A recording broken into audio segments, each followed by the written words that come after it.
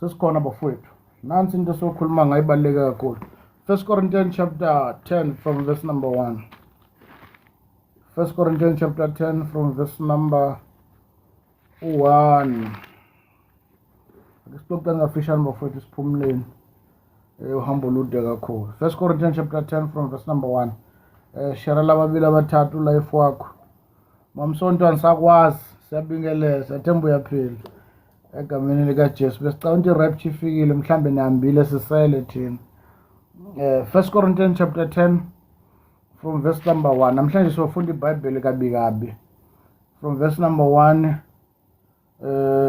to verse number 13. Amaputu ripelile maputu mipfukile.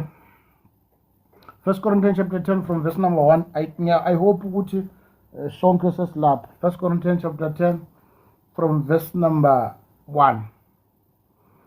Sifuna ukukhuluma kakhulu ngokubaluleka kokusebenzisa ithuba uNkulunkulu asinikeze lona ekuphendukeni ezintweni zonke esihlangabezana nazo. uNkulunkulu mesiboleka ithuba kumele silisebenzise kahle ekuphendukeni.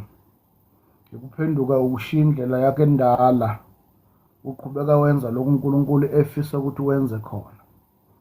The problem about izukulwane sanamhlanje sisindisiwe, we are no longer preaching repentance.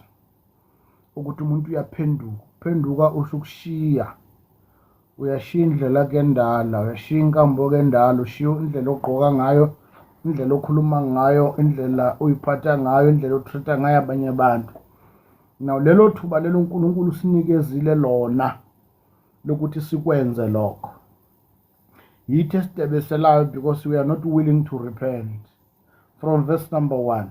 We are not willing to repent. We are not willing ukushintsha indlela zethu endala. We are not willing to take another direction. Let's direct uNkulunkulu ukuthi asasayile from now on sibhekele ngoba silinikeziwe ithuba lokuthi siphenduke. Kodwa kunabantu ebethi noma belitholile ithuba kuze kube namhlanje liyashunyelwa ivangeli endaweni eziningi ezahlukahlukene bakhetha kuba ignorant. Some of them balinikezwe ithuba lokuphenduka babanjwe amasonto bathi isonto lasekhaya noma ezwa ukuthi uNkulunkulu memezela ukuphenduka empilweni yakhe ngeke asaphenduka ngoba ume ngesonto lakubo uyozafe elahlwe elitholile ithuba lokuphenduka ngoba uNkulunkulu akamjume umuntu.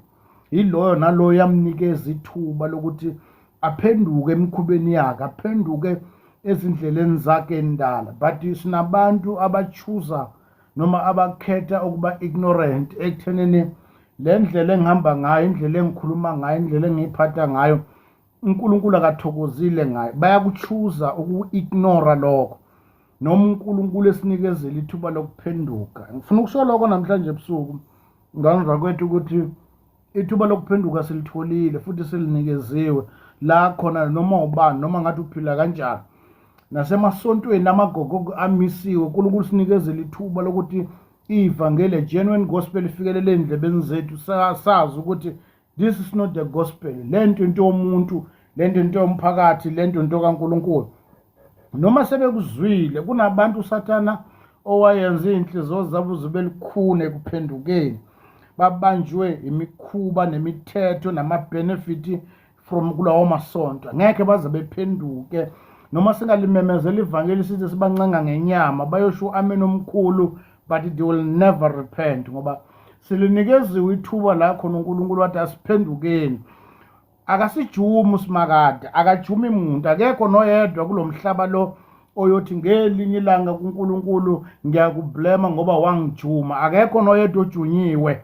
Uyalithola ithuba umuntu endaweni ezahlukahlukene la khona uNkulunkulu athi nali ithuba ngazo zonke indlela. Lithi iBhayibheli umoni uNkulunkulu uyamlandelela kuze kube phezu kwethuna. Lokho kusho ukuthi umlandelela umuntu onayo nongaphili kahle kuze kube sekufeni. Now because of i-punishment sometimes ingasheshi ukuvela umuntu agcina end up ephila noma kanjani because imphumela noma ama-consequences okuphila emanyeleni awashesha ukubonakala. Namhlanje ebusuku nganza ukuthi sifuna ukukhuluma ngalento futhi siyicizelele ukuthi uSimakade wasezulwini uyasinikeza ithuba lokuphenduka emanyaleni ethu sonke njengoba siphile njengoba simemezela namhlanje ebusuku kuwo wonke umuntu osilalela njengoba sikhuluma abanye bayatshontsha abanye njengoba sikhuluma basemkhipitweni abanye bahlukumeza amakhosikazi abanye bahlukumeza amadoda abo abanye bahlukumeza ingane ehlukumeza abazali abanye baqolana nabazalwane abanye bahlukumeza umuholomiso phakathi kwabo abanye bayigebengu ngendlela ezahlukahlukene kodwa kusimemezela izwi ukuthi as long as inyama esahlangana nomphefumulo senalo ithuba lokuphenduka asinaso isiqiniseko ngelanga lakusasa ngeke siyigaranti indaba yokusasa kodwa sinesiqiniseko sokuthi namhlanje njengoba sikhuluma manje unethuba uSimakade kunikezela ithuba lokuphuma emanyaleni ngoba uma ulidebesele leli thuba olinikezwe lona namhlanje kuze kufike la khona uyovala amehlo akho ngeke kufike la khona futhi angeke umbleme ngoba kuyovela amathuba onke akunikeza wona ukuphenduka simemezela lokho namhlanje ebusuku ukuthi uSimakade usinikezele ithuba lokuphenduka sinikezele uNkulunkulu ithuba lokuphenduka akekho umuntu oyothi mayefika ezulwini ngelinye ilanga yothi uNkulunkulu akazi wabanalo iqiniso empilweni yami abanye bathola intshumayelo from kuma social media platform abanye kuseyitimeleni emphakathini osisi bethu nobhuti bethu bamisa ama-open air. There are people sacrificing their time, sacrificing their happiness, preaching the gospel avelile ukusebenziswa uNkulunkulu bomlomo kaNkulunkulu ukuyokhuza abantu abaphile empilweni uNkulunkulu akathokozile ngazo. Yilo nalo phila kulomhlaba ulutholile ithuba lokuphenduka kodwa kunabantu aba-ignora lelo thuba uNkulunkulu abanikeze lona lokuphenduka because bayabenefit ekuphile emanyaleni emveni kwalokho bekhohlwa ukuthi after ithuba olunikeziwe lokuphenduka noma lokuphuma emkhubeni after lokho kulandela ukulahlwa kulandela ukwahlulelwa kulandela isijeziso sokungalilaleli izwi namathuba uSimakade akunikeze wona wangawathatha uyilo nalo muntu as we speak namhlanje ebusuku umnikezela ithuba osisi bethu njengoba bezalile sebanengane nga4 abashadile usoloko ezale nje ephinde ezale noma uqhubeka uzala unjalo kodwa uNkulunkulu uyakunikeza ithuba njengoba simemezele ebusuku ukuthi lempilo oyiphilayo kuphenduka unkosikazi ungasena unkosikazi uNkulunkulu akathokozile ngayo uyakunikeza ithuba namhlanje ebusuku ukuthi repent phenduka ngoba ithuba yileli la namhlanje sinesiqiniseko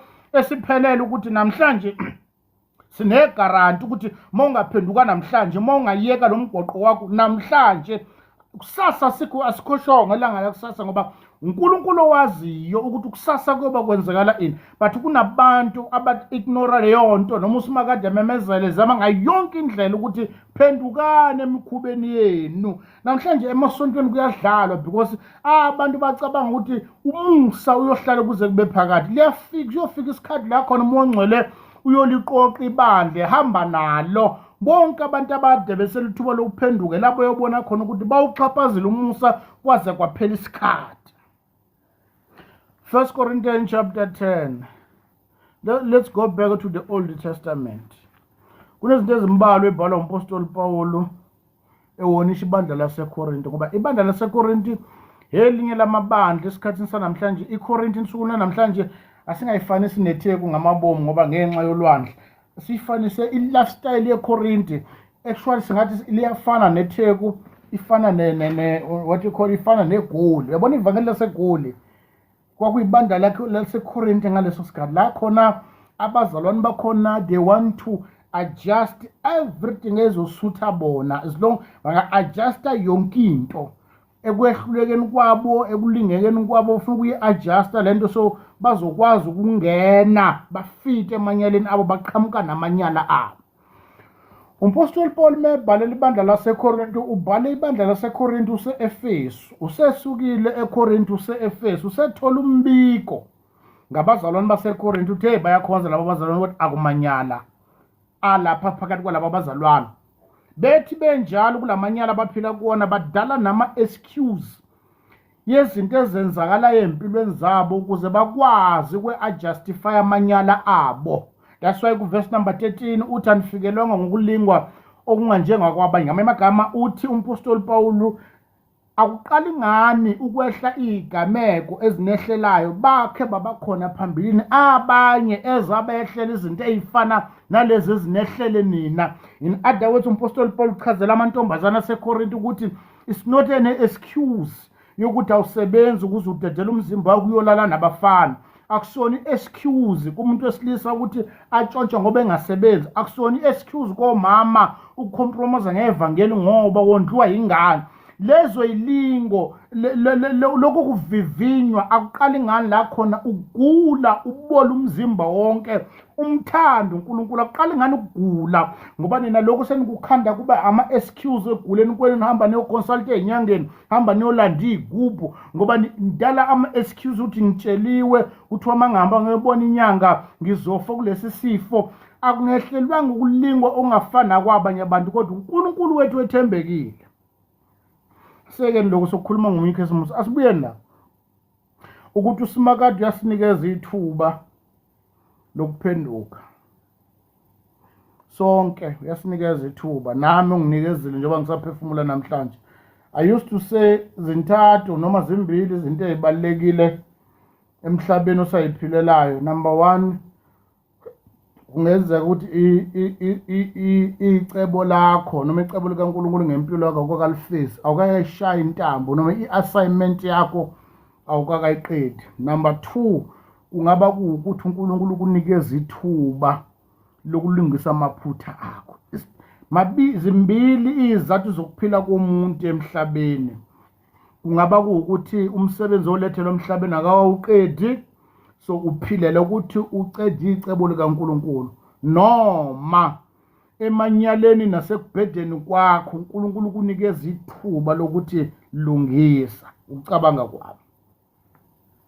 Now umpostoli Paul ke mesebhala libandla laseKorinti ku1 Corinthians chapter 10 from verse number 1 uthi ngokuba angithandi bazalwane ukube ningazi ukuthi okhokho bethu bonke babengaphansi kwefu, bonke badabula olwandle. Ukhuluma ngabantwana bakwa-Israyeli umpostoli Paul ukuthi ubanikeza i-background ukuthi ekuphumeni kwabo baphuma bonke. Yabona icrew yonke close to 6 million yabantu abaphuma ezweni lelo buqila bonke babehamba bonke, kodwa phakathi kwabo kwakukhona izigebengu, kwakukhona otsotsi, khona izifebe nabathakathi nezinyanga, kodwa kwakuyicrew yonke kube ngathi ibandla likaMoses kodwa kunamaqili phakathi kwalelo bandla. Athi verse number 2 bonke babhabhatiswa kuMose ebufini nasolwandle. So in other words, uIsrael mhla edabula ulwandle olubovu kwakuyisani yombhabhadiso ngokwestatimenti sikampostoli Paul. Athi verse number 3 bonke badla kudla kunye komoya. Athi verse number 4 bonke baphuza kunye komoya ngokuba baphuze edwaleni lomoya elabalandela. Lelo dwala lalunguKristu. Ngiyakhumbula ukuthi kwabakhe uIsrael woma endleleni uNkulunkulu wathi kuMoses akathatha induku ashaya idwala baphuma amanzi baphuza. Umpostoli Paul uthi leli dwala elashawa uMoses kwaphuma amanzi okuphuza, leli dwala kwakuuKristu. As a result, uma uJesu elenga emthini wohlazi noma elenga esiphambanweni, uma ekwazi ohlangothini kwaphuma igazi namanzi. So ke lapha in the Old Testament kwakuprofeta ukuthi ekushaweni kwakhe kukhona kuyovela ohlangothini okuzalwa kwebandla. So umpostoli Paul uthi idwala uIsrael alishaya ehlane kwakuuKristu, kwakuyisymbolize uKristu. Bathi belishaya lelo dwala amanzi aphuma lapho bawaphuza bonke. Verse number 4 bonke baphuza kunye komoya ngokuba baphuza edwaleni lomoya labalandelayo. Lelo dwala lalunguKristu. Athi verse number 5 kepha iningi underline verse number 5 bephuza bonke babhajatiswa bonke bawola ulwandle olubovu bonke badla kudla konke badla ngisho nokudla okwakuthiwa imana. Igama lithi imana lisho ukuthi yini lokhu, what is this? Badla nokudla okudliwa yingilosi ezulwini, kwadliwa nabantu uNkulunkulu engathokozile ngabo, wadliwa nabantu abangamaqili, abantu abangabazenzisi. Kwathi makuphaka okuseni nabo bathatha izitsha bayokufolela enini baphaka badla kodwa bangamthokozisile uNkulunkulu bephila impilo uNkulunkulu engathokozile ngayo. Ngizomemezela abafowethu ukuthi le mpilo yaphilwa uIsrayeli wayengekho obonayo ukuthi phakathi kwesizwe sakwa-Israyeli uNkulunkulu oyenza imangaliso kubo bonke, oyenza konke, ebavezela ilanga, abavezela imvula, ebanikeza konke bebedinga ekudeni bendlela, but phakathi kwabo kwakunabantu uSimakade wayengathokozile ngabo. Futhi wayememezelile ngomlomo kaMoses ukuthi phakathi kwabo noma bephumile ezweni laseGibhite physically but spiritual bebesele khona, bebephume ngenyama kodwa enhlizweni lithi iBhayibheli baphuma eGibhite ngenyama kodwa iGibhite lalingaphumile kubo. Lokho kwakuzama ukuthi betshele ukuthi phela manje iphumile eGibhite neGibhite akuphumele, ngoba ungaphuma physical ukuthi awuhlali khona, awukho khona ngokwesiqo somzimba, kodwa iGibhite likuwe. Sibona ngeattitude, sibona ngokugqoka, sibona ngebehavior, sizwa ngokukhuluma ukuthi akekho khona ngoba akahlali khona, kodwa iGibhite likuwe. Ilento siyibona namhlanje ebandleni likaNkulunkulu ukuthi baphumile kubona ezweni, ngoba asibaboni badansa amathaveni, kodwa sibona amathaveni edansa la eqhamuke nalapha. Isihloko sethu sanamhlanje sithi yilo nalo ulinikezwe ithuba lokuphenduka.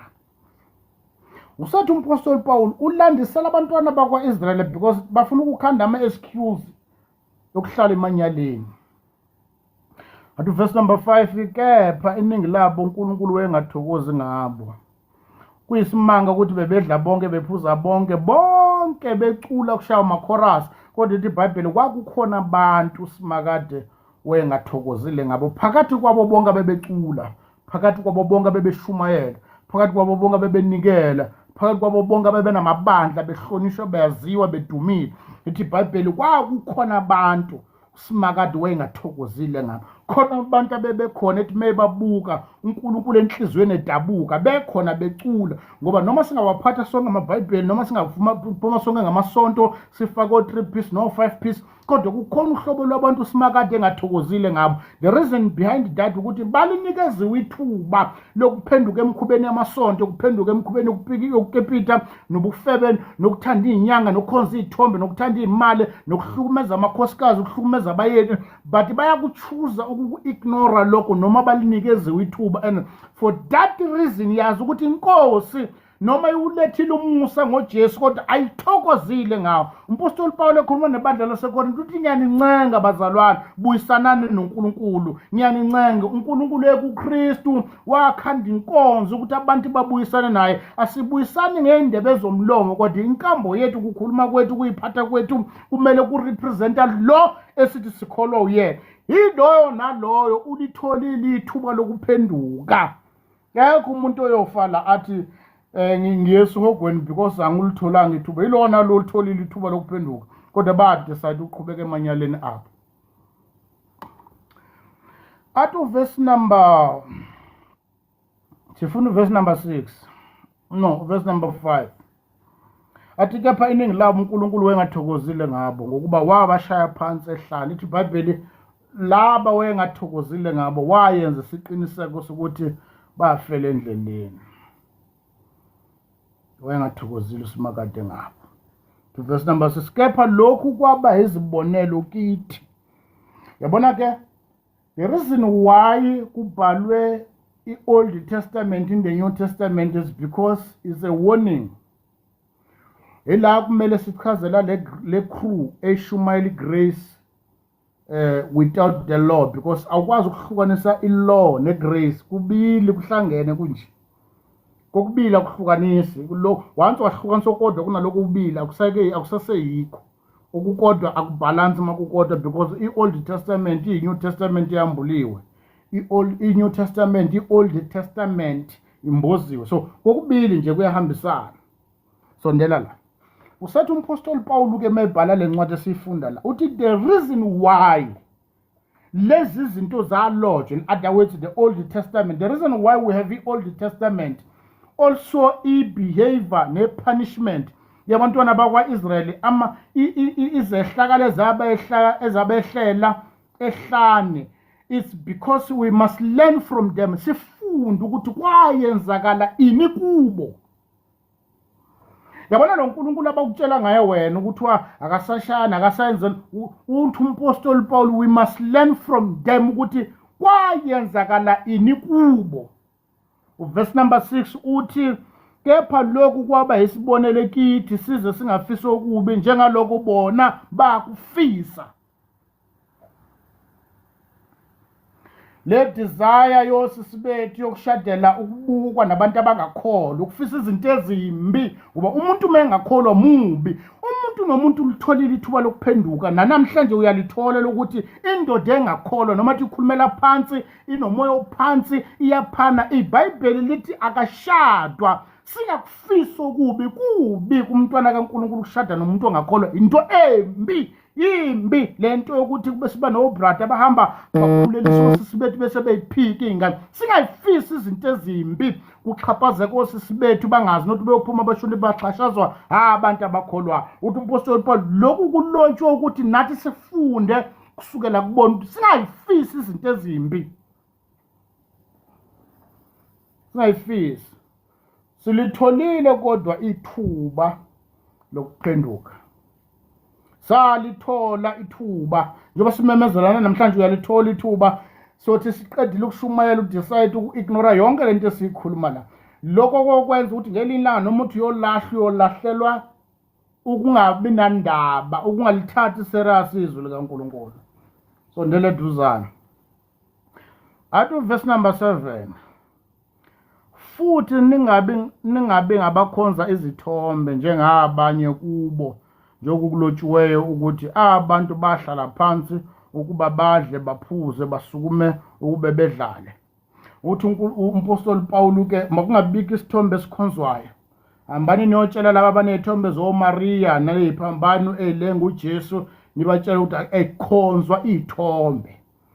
Balitholile ithuba amaRoma namasheshi nayo wonke lamabandla ukuthi sibatshele ukuthi asikhonze zona isiphambano, akukhonzwa isiphambano, sikhonza lo lenge esiphambanweni. Isiphambano sisodwa asinawo amandla. So it's not about the cross, but it's about the man who was in the cross. Ngoba umlezo wesiphambano, it's not about isiphambano. Iphambano iqalanga ngokufika kwaJesu. Isiphambano sasikhona before uKristu ebekhona, bebethelwa abantu. Indaba ingalo obethelwe isiphambanweni, asinandaba necross. Icross yodwa ayinalutho. That's what umpostoli Paul umlezo wesiphambano ungubukula kwababhubhayo, kodwa kithi ingamandla kaNkulunkulu. So sibuka lo lengesiphambanweni, asinandaba necross. Balitholile ithuba lokuthi singayikhonzi izithombe.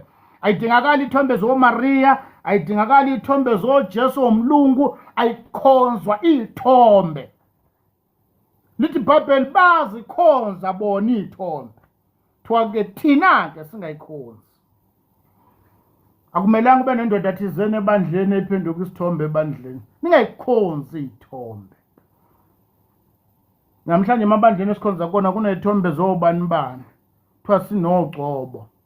Abakwalikhanyana banesithombe sikalikhanyana, kuthiwa sikugadile. Ningayikhonzi izithombe. Onala banezithombe zabo, omagejageja banezithombe. Ithi iBhayibheli batshela ukuthi ningayikhonzi, into eyibaziwe ningayikhonzi. Bakhe bakukhonza. Salithola ithuba lokuphenduka. Esakwenzayo kuhle ukuthi saku-ignora ma ithuba litholakele. Athi verse number 7, verse number 8, futhi asingenzi ubufebe njengokuba abanye kubo bayenza ubufebe bafa ngosuku lunye abayizinkulungwane ezingama-23. Angiphinde ifebiology yabulala kusho umpostoli Paul. Abantu abahamba balala, bahlisa amaphenti nama-anda, bahamba bajova, balala noma ubani, ababona isilenda bayalala, ababona izinqa bayalala. Uthi umpostoli Paul abebephila lempilo yobufebe bafa.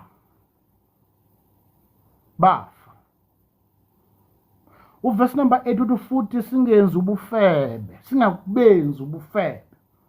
Kuyafetshwa endlini kaNkulunkulu, kufebe oshumayelayo, oculayo, wonke umuntu yakube kuthiwa uyatshela ukuthi abantu bayafa babulawa impilo kungayiphathi kahle ngoba abakwenzayo lokhu akuqale namhlanje ukuba nabantu abafebe endaweni yokukhonza bakhe bakwenza isizweni sakwa-Israyeli uthi umpostoli Pawulo singabenzi ubufebe ngoba abakwenzayo bafa. Baningi namhlanje ababulawa ubufebe, baningi, abanye badutshulwa ngey'bhamu, abanye bagula, abanye ziningi izinto ezabulala abantu zibabulalela ebufebeni. Umpostoli Pawulo ningabenzi ubufebe ngoba abakwenzayo babhujiswa.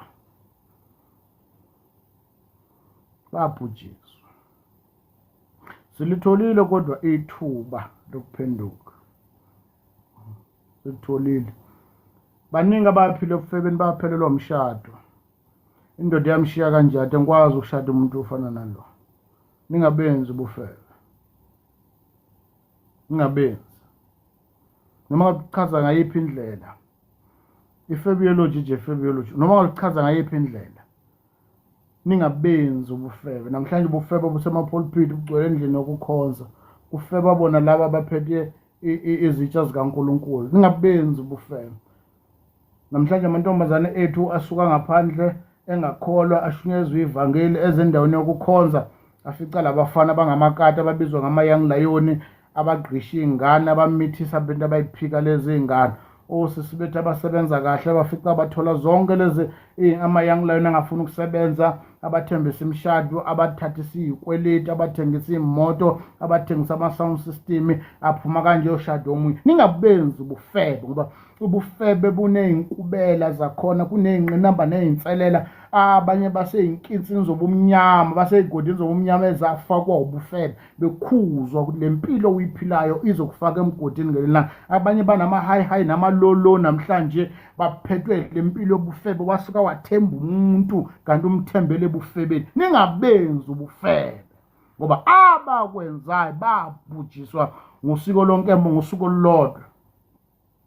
Uverse number 8 uthi futhi asingenzi ubufebe njengoba abanye kuba bayenza ubufebe befa ngosuku lunye abayizinkulungwane ezingama-23.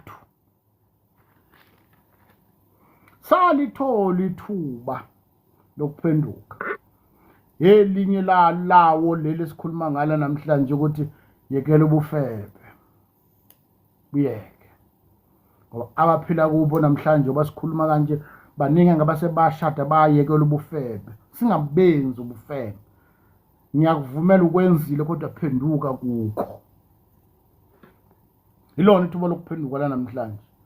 Ngeke uyikhohlisa uyoyibiza ngomakoti komunye umuzi ongaziwa nokuthi ubekwe ubani. Abanye osisi bethu bayakotisa bafaka namaphinifa, bahlale kuma-B&B nabafana bawomakoti ungazobathemba uma bafice edrobheni. Osisi bethu baxhashazwa abafana baphile ebufebeni. Abafebe osisi bethu baba ngokuzolala ekakhulukazi laba abasebenza kahle. Impilo yabo i-chaos la ngaphandle. Singabenzi ubufebe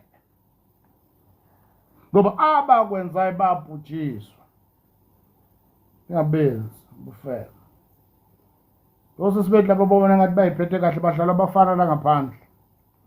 Labo bona abaserious emasontweni abangathi banesithunzi. Badlala usikhotheni abanamazinya brown ngensango nenzipho lezi ezibrown zezaqo badlala kuyafetshwa la ngaphandle. Lithi iBhayibheli singabenzi ubufebe. Lokho ubufebe abupheleli kosisi bethu buhamba uzokufika kunalabo abashumela ivangeli. Laba abesilisa ke bafeba both side, ufeba ngemuva nangaphambili. Abanye buyalalwa. Ungayibona ukuthi indoda lelutho ufeba ngayo yonke indlela uhamba dumisela abanye abantu. Ningabenzi ubufebe. Lithi iBhayibheli ababenzi ubufebe babhujiswa. Ukufa kwethu in the New Testament uqala ufe emoyeni usuka ubudlelwano, usuka lobu budlelwano obukhona phakathi kwakho nomoya ongcwele. Uqala ubalonga, uqala uyizwela urejected because once kwaqhela umoya ongcwele phakathi kwakho uyizwela useless noma athi unemali noma athi umuhle noma athi udriver, kodwa ukungabibikho kamoya ongcwele kuwe ubalonga lempilweni and lokho ukulidele ekufeni. Singabenzi ubufebe kodwa ithuba ke leli basimemezela ukuthi ilona lo uNkulunkulu umnikezile ithuba lokuphenduka. Njengoba sikhuluma namhlanje kukhona abantu uNkulunkulu afuna ukubalekelela ukuthi musukuphila emkipitweni uzukwenza kube semthethweni. Uma ufa la uyolahla. Ulitholile ithuba lokutshela. Njengoba sikhuluma kanje osisi bethu bashayela umthetho ashayelwa umfana onganankulunkulu. Isibindi senu sinenyongo eceleni. Kunomfana nje oshayela usisi wethu ovutha be lapha esontweni. Kunohunta nje onamazinya brown lapha ofaka ibhluku lingaphansi kwezinqa ushayela usisi wethu uthi awuzokwenza leyo nto le, awuzokwenza leyo nto. Ningabenzi ubufebe. Le nto wenza ubufebe noma uyichaza ngayiphi indlela, noma abafana bakholwayo abekho romantic, abafana bakholwayo abekho esitayeleni, indlela yoku-justifya amanyala akho ukuphila ebufebeni. Ungabenzi ubufebe. Obhuti bethu nje baxhaphaze osisi bethu abaningi eshintsha ukuthi lona akahloniphi indlela eziphatha ngayo, akahloniphi kanti indlela yokuhamba ebhisi exhaphazana nosisi bethu elala nalwamiyeka athi lona akahloniphi, mina ngidinga umuntu ohloniphayo. Uhuntu ofana nawe uhlonipha uma kwenze njani?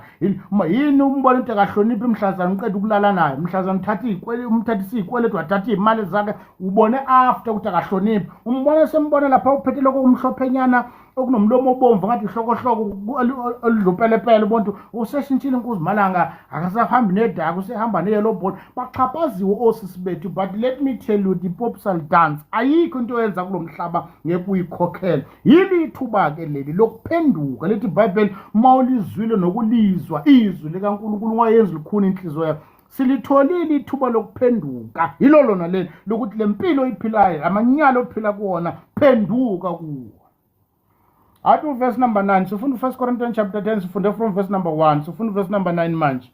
Uthi 9 futhi asinga ilingi inkosi njengabanye kubo bayilinga babhujiswa ngezinyoka. Ethi iBhayibheli umpostoli Paul ningamlingi uNkulunkulu. Ningamlingi uSimakade. Uthi bakhe babakhona abanye bakhe bayilinga inkosi babhujiswa izinyoka. Ningamlingi uSimakade. Ungamlingi ngayo yonke indlela.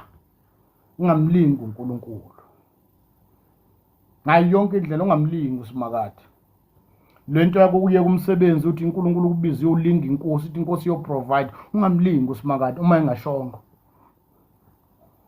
Le ndaba yakho wena ukuthi u-HIV positive bese uyeka amapilisi uthi inkosi yongilekela, ungamlingi uSimakade. Ungamlingi uma engakaze esho ukuthi wayeka amapilisi uyofa sokungcwaba sofika kuwe shaya amagugu sidla amakheke nekabishi siphume kuwe. Ungamlingi uSimakade. Ungamlingi uma engashongo kuwena ungahambi ngefaith yami, hamba ngeyakho ifaith, because lana asiconnect awu yini lento leyo lokuzana awu hotspot ngefaith yami, awu hotspot ngefaith uyofa. Ungamlingi uSimakade. Ungamtaste uvela usuke lento mina amapilisi ngiyawayeka uzofa.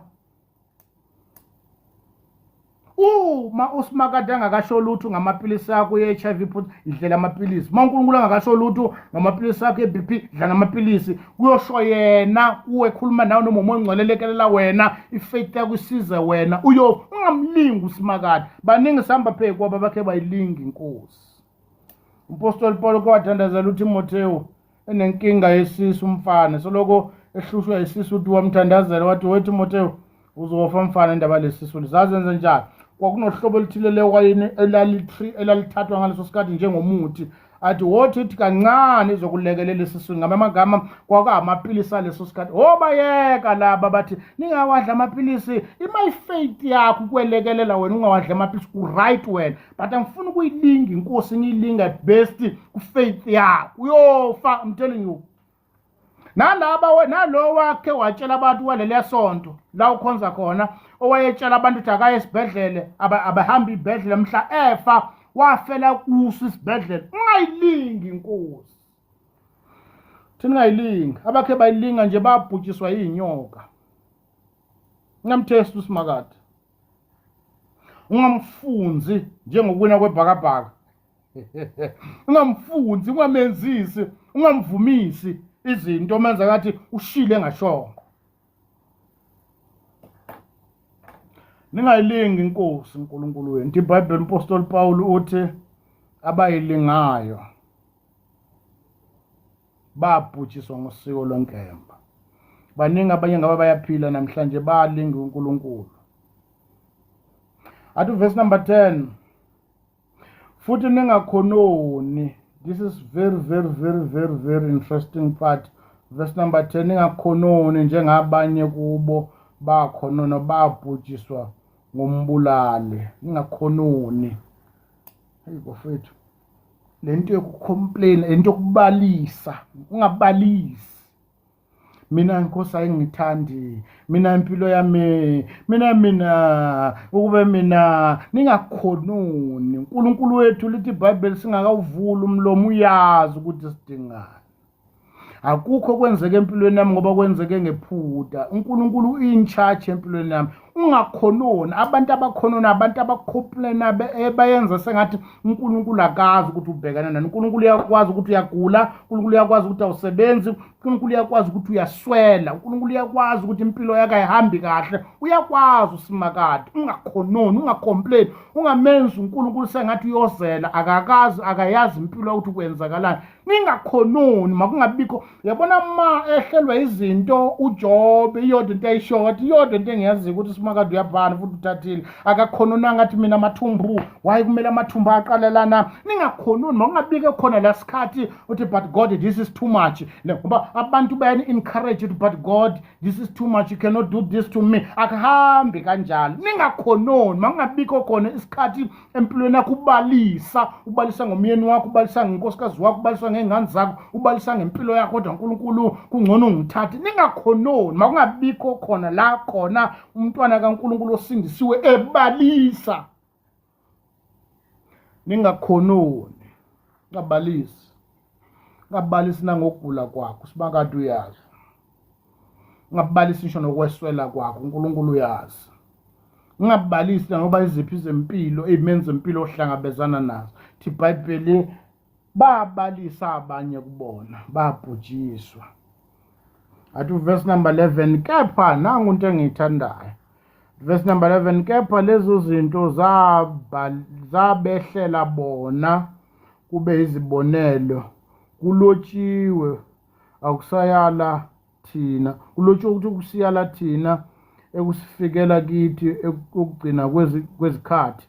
Open verse number 11, kepha lezo zinto zabehlela bona kube izibonelo, kulotshiwe ukusiyala thina osekufikile kithi ukugcina kwezikhathi. Ukuthi iBhayibheli uthi umpostoli Pawulo kwabehlela bona ukuze thina sifunde kusukela kubona ekugcineni kwezikhathi, ukuthi laba bayenza leza zinto, abaphila ngalendlela, abafe baye bakhonza ithombe, abakhononayo, baphila leyo mpilo, bafe ebudeni bendlela. So for that reason some of them abafika ngezweni lesethembiso. Ncwadi yamaHebheru chapter 3. Silitholile ithuba lokuphenduka.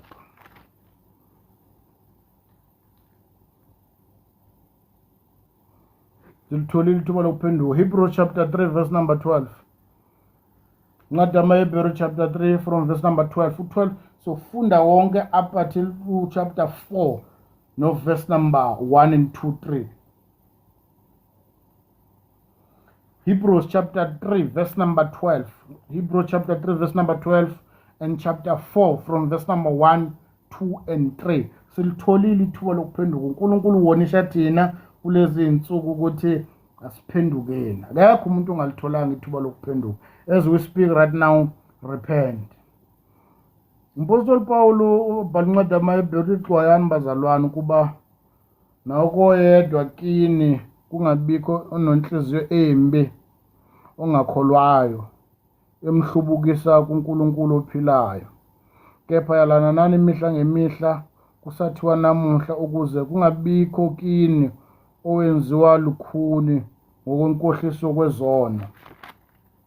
Athi verse number 14, ngokuba sesingabahlanganyeli kuKristu uma sibambisisa ithemba lethu lokuqala kuze kube sekupheleni. Athi verse number 15, wona ngufuna kakhulu. Verse number 15, uma kuthiwa namuhla, uma nilizwa izwi lakhe, ningazenzi likhuni inhliziyo zenu njengasekuchunuleni. Athi verse number 16, pho-ke yibaphi abalizwayo bachunula na? Akusibo bonke abaphuma eGibhite ngoMose na? Kuthiwa-ke laba kukhona abakhe balizwa izwi likaNkulunkulu, bathi sebelizwile iy'nhliziyo zabo zachunuka, iy'nhliziyo zabo zacasuka, kwakhona intukuthelo, kwakhona ukusola, kwakhona ukukhonona. Yibo laba baphuma ezweni laseGibhithe uNkulunkulu wabalanda ngesandla sikaMose, babalisa indlela yonke. Bathi amathuna ayengekho. Wabona nje uchapter bani? Chapter 3 hamba nini ku-chapter 12 laba bafika olwandle olubovu, no, chapter 14 I think, uma baseduze olwandle olubovu. I think chapter 15 la uMiriam no-Aaron, uMiriam ehuba ihashi nenkweli yayo. I think chapter 15 lo Exodus. I think chapter 13 14 lapho nje labathi ayengekho yena amathuna eGibhithe wena Moses ukuthi usithathe izofe, bakhona bebalisa basanda kuphuma. Bathi bewelile sebelambile endleleni, bathi lokhu kudla esidlisa khona la Moses ukululwana kwakungconywana o-anyanisi baseGibhithe, babalisa umgwaqo wonke. Uyazi isimanga sokuthi laba bantu abaphila leyo mpilo nababehave ngaleyo ndlela abafika ngezweni lesethembisa, about 6 million yabantu, kwangena only 2. Nalo wayebahola uqobo lwakhe akafikanga kwayena, kwangena 2. Bathi eduze kwezweni lesethembiso bathunyelwa inhlolo ukuthi aziyohlola, lithi iBhayibheli bazabuya ziwu-12 ziphethe imbono eziphethe ama-report angafani. Abanye bathi silifikile silibonile izwe, uju ney'nyosi zikhona, konke kukhona, kodwa sithola amadodana ka-Anaki, ngeke silunge lapha siyobulawa. Abanye bathi hayi mfowethu uNkulunkulu bafothi baqinisile, kodwa uNkulunkulu meshile ukuthi izwe siyolidla ngempela. iBhayibheli uNkulunkulu wacasuka wathi ababhujiswe bonke. Wathi uMoses, uma kwakhe kwazwakala ukuthi babulalile laba bantu, kothiwa wehlulekile, wathi abahambe bezunga ezintabeni zaseHorabi for 38 years, bezunga izintaba zaseHorabi. Baze babona ku-chapter 1 verse number 6 kaDuteronomy kuthiwa senihlala isikhathi eside kule ntaba ehlane nihamba. Sonke isizukulwane saphuma eGibhithe asifikanga ezweni lesethembiso. Why? Because ekuhambeni kwabo endleleni yabo bebheke ezweni lesethembiso, khona izinto bemumathe ubufebe, inkohlakalo, ubuqili, bephethe lonke uhlobo lezinto uNkulunkulu angayifuni, lezinto ekulotshwe ngazo lokuthiwa zingafumaneki ke lezi zinto kini, ngoba the reason why zilotshelwe ukuthi thina njengabantwana bakaNkulunkulu esithembisweni esisha ngoJesu Kristu singayiphili impilo ephile isizwe sakwa-Israyeli, ngoba abaphila kanjalo abafikanga ezweni lesethembiso.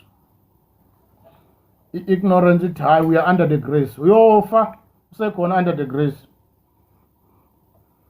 Ngoba noma siphila under the grace uNkulunkulu akakwazi ukudebesela isono, ungasabi isono ngoba we are under the grace. Abanye badla izono ifoke enough because we are under the grace. Abanye bakhipha izisu ungabi intwaluthi because we are under the grace. Abanye bamithisa amantombazana bahamba bakhiphisa izisu because we are under the grace. Abanye bahamba balanda imithi, bathwala amabandla bayenza abazalwane babe mkhovu because we are under the grace. Abaphila kulesi sikhathi uNkulunkulu wababhubhisa.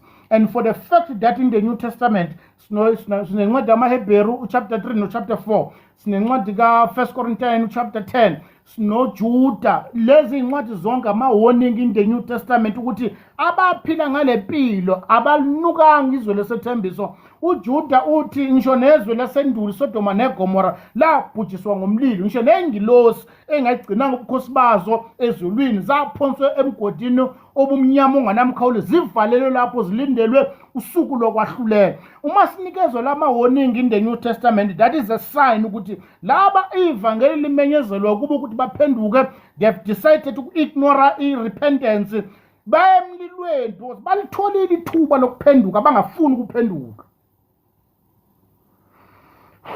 Bangafuni ukuphenduka. Kuthiwa baphi uNkulunkulu anengwe ayibone, yilaba abakhipha ezweni lobuqila, yilaba abakhipha ezweni lokuhlupheka, endleleni bahamba bekhonona bebalisa. Ivangeli likaNkulunkulu liyahlanjalazwa namhlanje ngenxa abantu abangafuni ukuphenduka. Ivangeli likaNkulunkulu liyathukwa namhlanje ngenxa yosisi bethu abaphila noma kanjani, abagqoka noma kanjani. Hamba ubuka wonke amantombazana agcwele kuma-social media abayibiza ngabazalwane, uzothola isithombe esisodwa esiphosta ngesonto. Uma ungena ku-profile pic yakhe, uma ungena ku-profile umbona ukuthi ipansula uhunta nje womzalwane osindisiwe. Obhuti bethu nabo ohunta nje bagcwele everywhere. Why? Because sithi noma sikholwa kodwa asiyimiselanga ukuphenduka la khona sirepresenta nge-kingdom esibelonga kuyona. Igaranti engakunikeza yona mina yanamhlanje ayakusasa ukuthi phenduka. Athi verse number 17, baphi ke anengwa yibo iminyaka engama40 na kwakungasibo abonayo abazidumbu zabo zawehlala. iBhayibheli uyabuza umbhalo uthi baphi la uNkulunkulu acasuka yibona ayibo laba ahamba nabo for 40 years in the wilderness, 40 years in the wilderness. And so for that reason ke bagcina bafele khona ehlane. Mfowethu uNkulunkulu kubekezelela isikhathi eside wena ufakazi bami. Amanyala waphilayo uzuyibiza ngoprofessor uphila kulamanyala. Ilento umpostoli Paul ekhuluma ngala ethi wanengwa wacasuka for 40 years. Ulaka lwakhe waligodla kwabanye wenza sengathi akacasukile ngenhloso ukuthi bazophenduka kubona.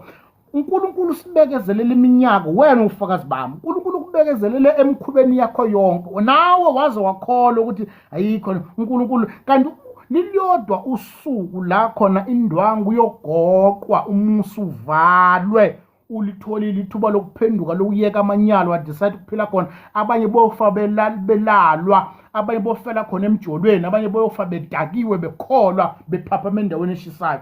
Kudala uphuzo uNkulunkulu ekubekezelela, kudala uxhaphaza osisi bethu uNkulunkulu ekubekezelela. Impilo yakho kusukela kudala kuze kube namhlanje. Abanye bethu bayagula bahamba bathelela abanye abantu ngokugula ekuphika sengathi akakwazi. Abanye baxhaphaza abantu ngendlela ezahlukahlukene. Kudala uyiphila lempilo njengoba noIsrael wayiphila for 40 years in the wilderness ekhonone balisa. Kodwa lithi iBhayibheli kwaze kwafika la khona abanye idumbu zabo zabonakala ehlala.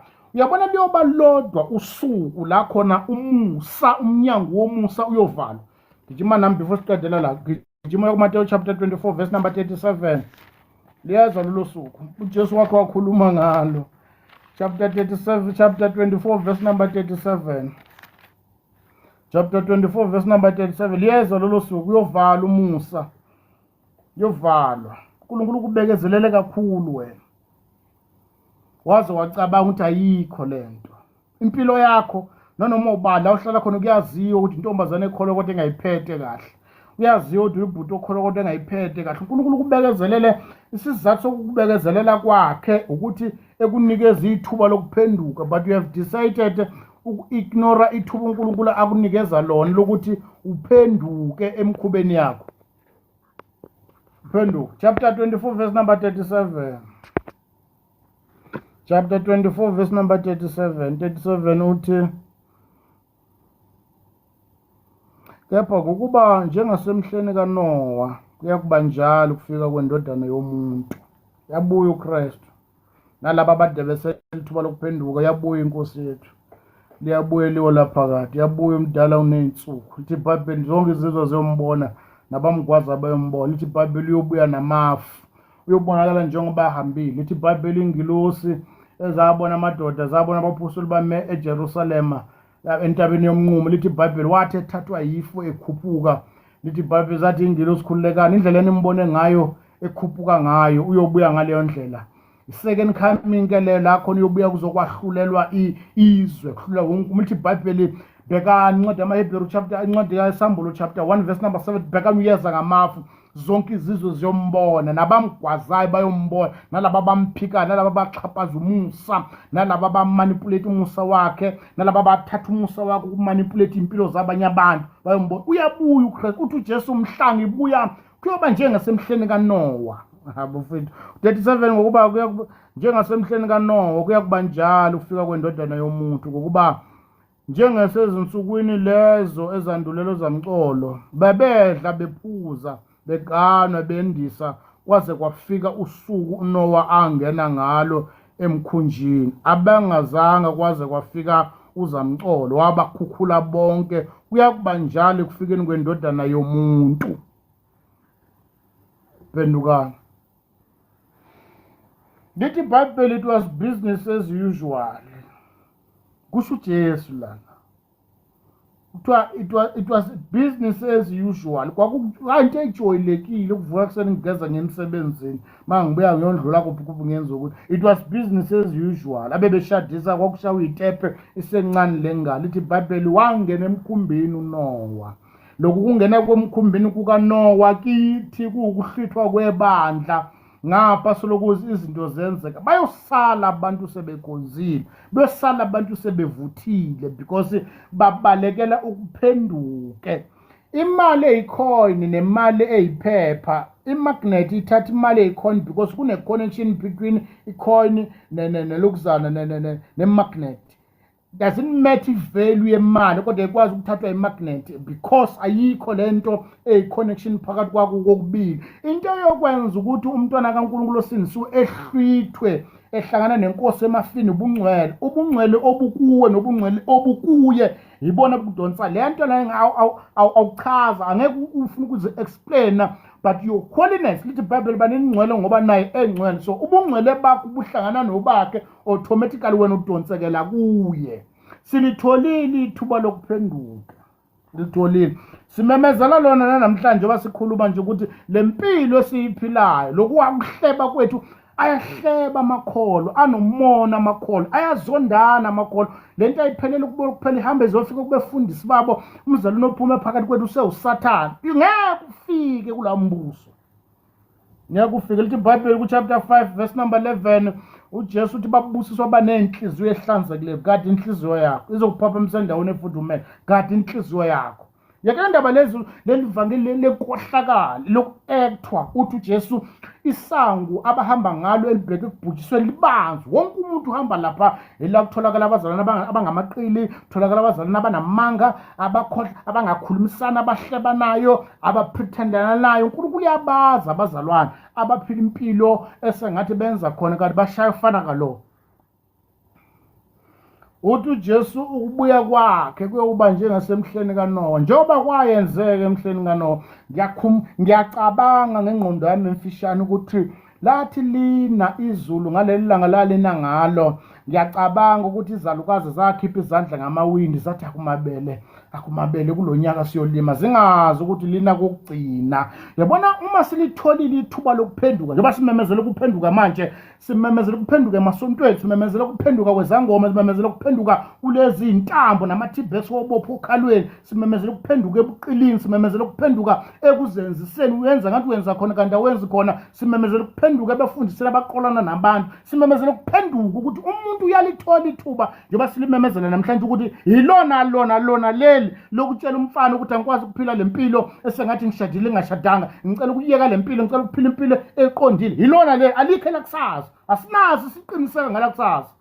Kodwa sinesiqiniseko la namhlanje ukuthi uma wake waphenduka namhlanje wasiphakamisa isandla ukuthi ngiyaphenduka kulobu buqili bami, uyalithola ithuba. Mangathiwa namhlanje yabuya ingadla yolala ekhaya ngoba ophendukile akalahlelwa ngaphandle.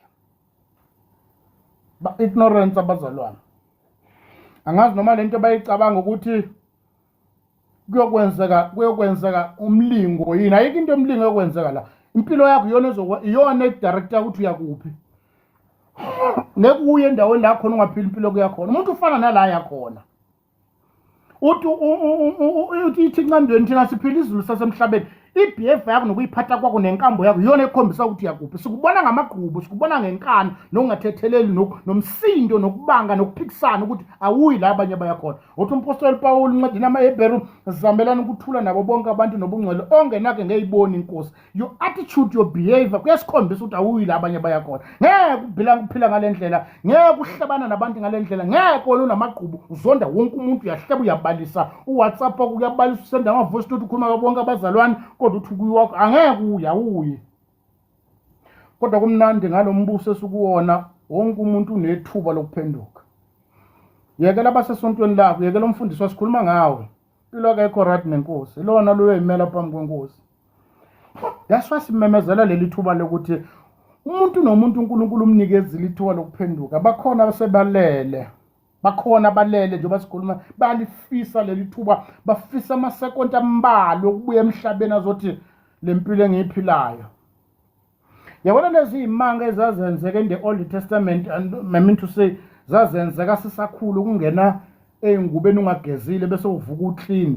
Utshe ingqondo yakho yayisho lokho wawungekho clean, ingqondo yakubona ngathi uclean. La kulombusa kwenzeka walala uyisifebe uphaphama uyiso ngaliya, walala uyiqili uphaphama uyiqili, ethuneni awugezwa, awungene ethuneni bese uphenduka ubangcwela. Lento ulala uyiyona uvuka uyiyona. That's why simemezela manje ukuthi angavaleka amehlo uyilento uyiyona, ngoba you will realize ukuthi umjolo nobufebe notshwala nobuqili yonke lempilo kwakuyinto yayibambezela impilo yakho yaphakade ukuze uyophapha endaweni la khona kunokukhala okunaphakade, ngoba wonke umuntu uyospenda impilo yakhe naphakade.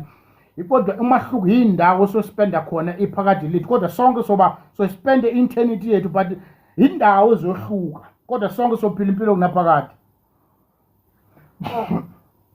Wonke umuntu ulitholile ithuba lokwenza njani bafethu lokuphenduka. Wonke umuntu ulitholile njengoba sikhuluma kanje, it's another chance. Kuyashunyayela ukuthi uphenduka. Abantu ba-ignorant shona befundisi bethu lathi mina mhlazana kumenyezwe ivangeli ngizodwa lento engishumela kusona, ngibuzanga umakhelwane ukuthi yikho yini, ngayiphendukela mina awuthi ngeke ukushumela ubuqile ngimemezela uJesu ngoba ngisazolanda, ngoba zikalala nisazobuzwa. Mina kukhona into ethi kubashumayeli, mina mangiyicabangeli khona into ethi ngelinye ilanga siyobizwa sonke eselimemezela ivangeli ukuthi woza la wozohlala phansi. Awucacisi wokuthathaphi lokhu, ubani wesho lokhu, ubani ngoba that's why uJames osho lokhu in chapter 3 verse number 1 ethi ningakujabuleli ukuthi ningabe bafundisi nibe baningi ngoba kwahlulela kwabo kukhulu. Basazolanda sonke tichaza wakuthathaphi, ubani wesho lokhu, ngikazi ngisho lokhu, wawukutshela ubani lokhu. Bonke likhulu ngabapostoli nabaprofeti, bonke lezi eziphupha ibhodla inyongo engena amadlingozi zithi zingabaprofeti sazolanda phambi kwaNkulunkulu. Phenduka namhlanje, yeke lemidlalo nengane, ngoba ungasijabulisa sonke sokunikeza ama-title ubizwa ngomprofeti bodokotela, kodwa I'm telling you one day you will stand before uyochaza ukuthi ubani ubhodla amadlingozi. Abanye banemoya amandiki namandawo basindiswa bangakho delivered, lento le bavele bayidiverte nje kuba ngathi isiprofeti kanti usebenzisa amandiki namandawo. Wena usazolanda. Kodwa ngoba simemezela namhlanje, simemezela ithuba lokuphenduka, repent. Phendukani. Mawulizwile izwi likaSimakade umuntu oyilandela lapho ukuthi aphenduke. Alikho elinye ivangeli esolimemezela sitshela abantu ngaphandle kokuphenduka, ngoba masuphendukile usukuphila impilo yalo okubizile. Sinabazalwane abangamaqili abafuna ukufoja impilo. Ngicela siqede encwadini yamaHebheru bese siyathandaza. Incwadi yamaHebheru besifunda uverse number 18. Yibapha afunga ngabo ukuthi abaye kungena ekuphumuleni kwaphakade. Uyazi ukuthi in the Old Testament kwakunokuphumula ekwakuyiKenani, kwakuyisabatha labo abantwana bakwa-Israyeli. Nathi sisamele isabatha lethu okumele singena kulona for ukuphumuleni kwaphakade, izulu esiyakulona, isabatha lesasalele ilona. Lithi iBhayibheli wafunga uNkulunkulu ngabantwana bakwa-Israyeli ukuthi laba ngeke bangene ekuphumuleni kwaphakade, ngama angeke bafike ezweni lesethembiso. Why? Yale ndlela abaphila ngayo. uNkulunkulu akasilona iqile, uNkulunkulu akasilona ixuku. uNkulunkulu akasilona iqile, uNkulunkulu akasilona ixuku. Bonke abaphila impilo ethokozisa bona bayi la kuyiwa khona. Yibapha afunga ngabo ngokuthi abaye kungena ekuphumuleni kwakhe na, ungasiba abangalalelanga na. Uthi verse number 19, this is a warning. Uthi verse number 19, siyabona ke ukuthi bebengana kungena ngenxa yokungakholwa kwabo. Bese uyajoyina uverse number chapter 4. Chapter 4 ujoyina from verse number 19. So the statement isiqhubekayo chapter 4 verse number 1, 2 and 3. Ncwadi yamaHebheru verse number 1 uthi ngakho ke masesabe ukuba ukuthi kusekhona isethembiso sokungena ekuphumuleni kwakhe, kungabikho noyedwa kini obonakala eselemuva. Yabona kuthiwa ke thina esikholwayo under the grace, isizukulwane somusa, sisasalele ukungena ekuphumuleni. So ngamanye amagama kusesenesabatha ekuphumuleni kwaphakade la khona kungasasetshenzwa, kungaseke ukukhala, kungaseke ukukhathazeka, kungekho insizi, kungekho omkhulu nomncane, kungekho sidudla nesilendi, yellow bone nedark bone. Sisasalele ukungena esabatha, sisasalele ukungena ekuphumuleni kwaphakade. Na uma sikwazi lokuthi asikafiki ekuphumuleni kwaphakade, uthi umbhalo wamaHebheru ke mawungabikho umuntu obonakala esalele ngemuva. Usalela ngemuva kanjani? Indlela ayiphatha ngayo, indlela akhuluma ngayo, indlela zonke izinto ezenza ziyakhombisa ukuthi lona akayikungena ekuphumuleni kwaphakade, ngoba sisasalele kuya khona, asikangeni khona. Athi uverse number 2, ngokuba phela nathi sishunyayezwa ivangeli njengokuba ke sorry verse number 2 ngokuba phela nathi sishunyayezwa ivangeli njengabo akodwa bafethu kepha izwi abalizwayo libasizanga bona lokhu lingahlangananga nabakuzwayo ngokukholwa lokho sikushiwo nganza kwethu ebusuku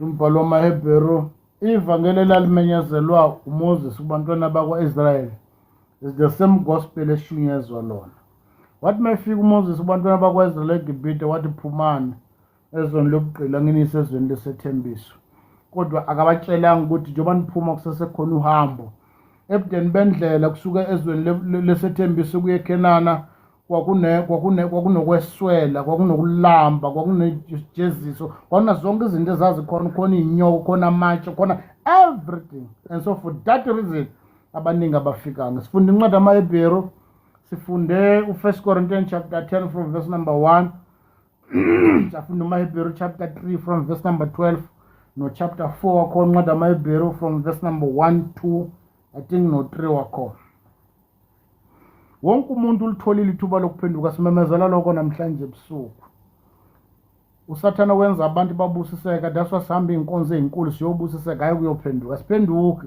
as a result kulezi nkonzo ey'nkulu sihamba namasoka ethu sihamba ney'ntombi zethu hhayi ukuthi siyophenduka sisizakale sifika khona sibusiseka simemezela ukuphenduka ukuthi uma ulizwile izwi uthuthe esokeni uthuthe emkhubeni yawo uthuthe kule nto yakuvula isipoti udayisana notshwala uthi wondla iy'ngane zangu ubaba wazi washona ayavalwa amathaveni ule ndawo udayisana notshwala nabazana abadayisana nensangu abakholwayo abadayisa ama-drugs bayakholwa basindisiwe ma ulizwile izwi uyaphuma ngoba kusesekhona isethembiso esilidele ekuphumuleni kwaphakade asikafiki asikangeni kusabatha so that's why sikwazi ukuphila noma kanjani sikwazi ukubheva noma kanjani ngoba sisasalele isethembiso kuyongena. Thank you, I'm charging.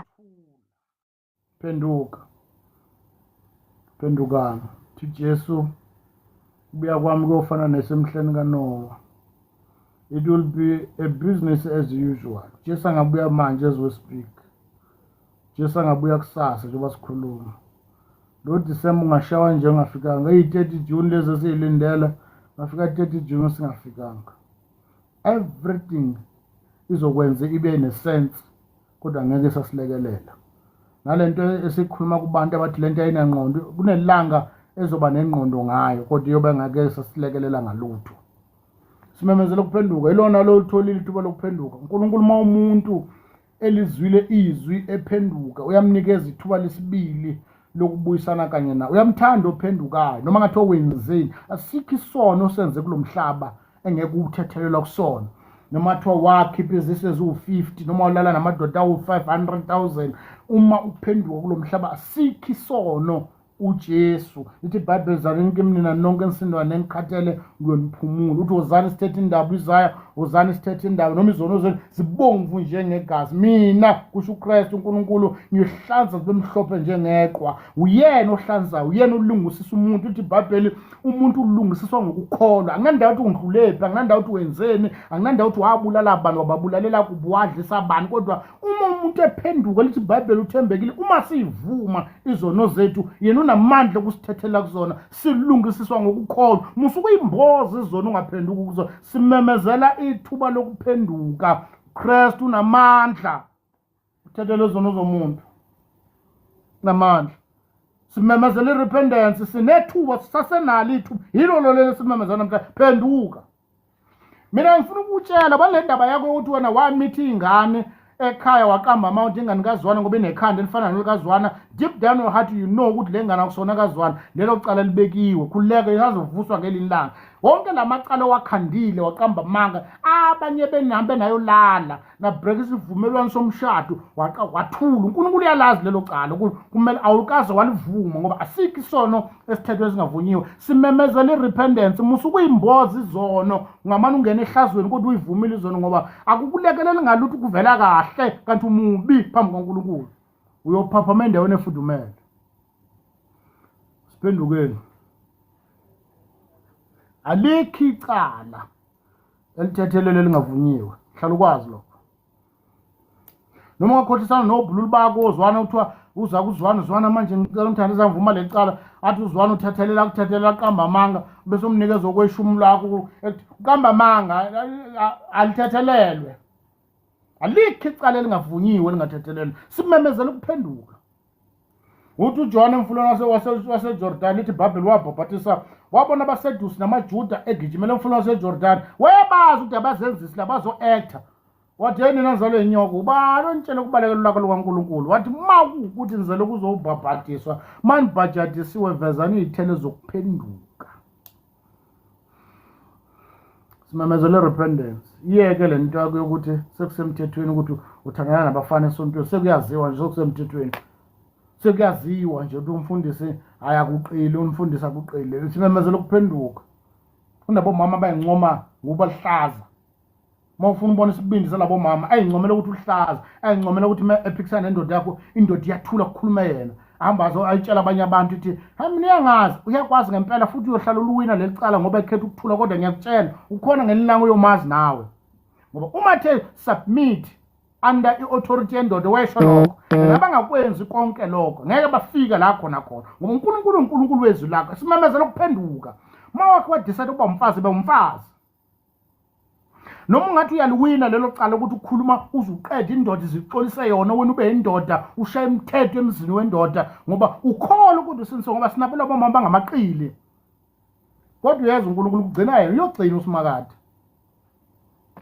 ukuthi akaze walithatha serious izwi lakhe kaze walithatha serious uNkulunkulu wezwi lakhe mayethe abesifazana abathobo wesho lokho mathe amadoda wathande wesho lokho kunokuthi athande uyamkhaba kunamadoda ahlukumeza amakhosikazi uyamshaya unkosikazi wakhe usaba nokusho kodwa uNkulunkulu ngelilanga uyoliphendula ngoba uyazi usimakade ukuthi namadoda ashaya amakhosikazi la kuthiwa wathandwe yena usoloko basho abanye bayawalambisa amakhosikazi abathengela ukudla yalilamba nezingane uvela kahle egqoke kahle nezambulo ezinhle uNkulunkulu uyakwazi repent penduka bela khaya usupport umndeni wakho uyokuhlala nonondini begoli uchaza unkosikazi wakho ashakwacima usalibani umshado kube sawu understanda kahle sasingeke okumele si-understande ama-principle abekwe emshadweni ukuthi uthanda umkakho bese kuthiwa nkosikazi submit sinokwe khulumela phansi khulumela phezulu you must submit under the authority yokuthi is a man phezu kwakho repent siyamemezela namhlanje ebusuku abantu besifazane babe besifazane emadodeni abo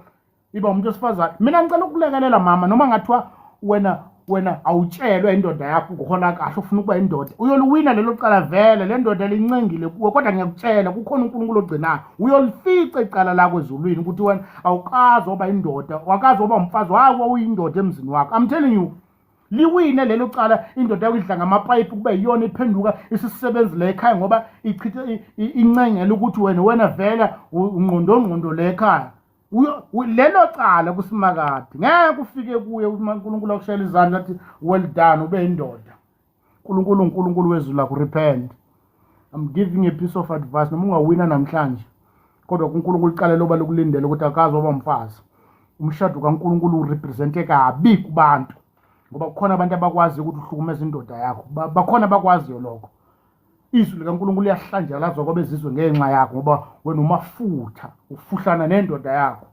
iyadelela unjalo nje ithi indoda ikhuluma uyithulisa ukhulume wena uNkulunkulu yakwazi lokho na wonke amadoda ahlukumeza ingane wonke amadoda ahlukumeza amakhosikazi uNkulunkulu yakwazi lokho siphendukeni ilona leli namhlanje ithuba lokuphenduka mawulizwile nokulizwa izwi likaNkulunkulu phendukana kuneyingane nje basikhuluma kanje zihlukumeza abazali bazo abazali badla ngamapayipi lezi ingane namhlanje ziphenduke abazali because uyasebenza uNkulunkulu yakwazi yabona umzali wakho uyoba ingane impela ngoba vela kanawo amandla kodwa uNkulunkulu ukhululeka uyeza kuyena uyofika kuye ukuthi wena ukazoba ingane mhlazo noba nemali simemezela namhlanje ukuphenduka kubo bonke abantwana noma uthi uhola malini umzali akabe umzali akwazi ukuyilawula uhambe uyolala emadodeni ubuye ebusuku ngoba uyazi ukuthi mawaka ngeke akubuza ngoba wena uyi-breadwinner uNkulunkulu uyolimela izwi lakho uNkulunkulu wezwi lakhe namhlanje wonke umuntu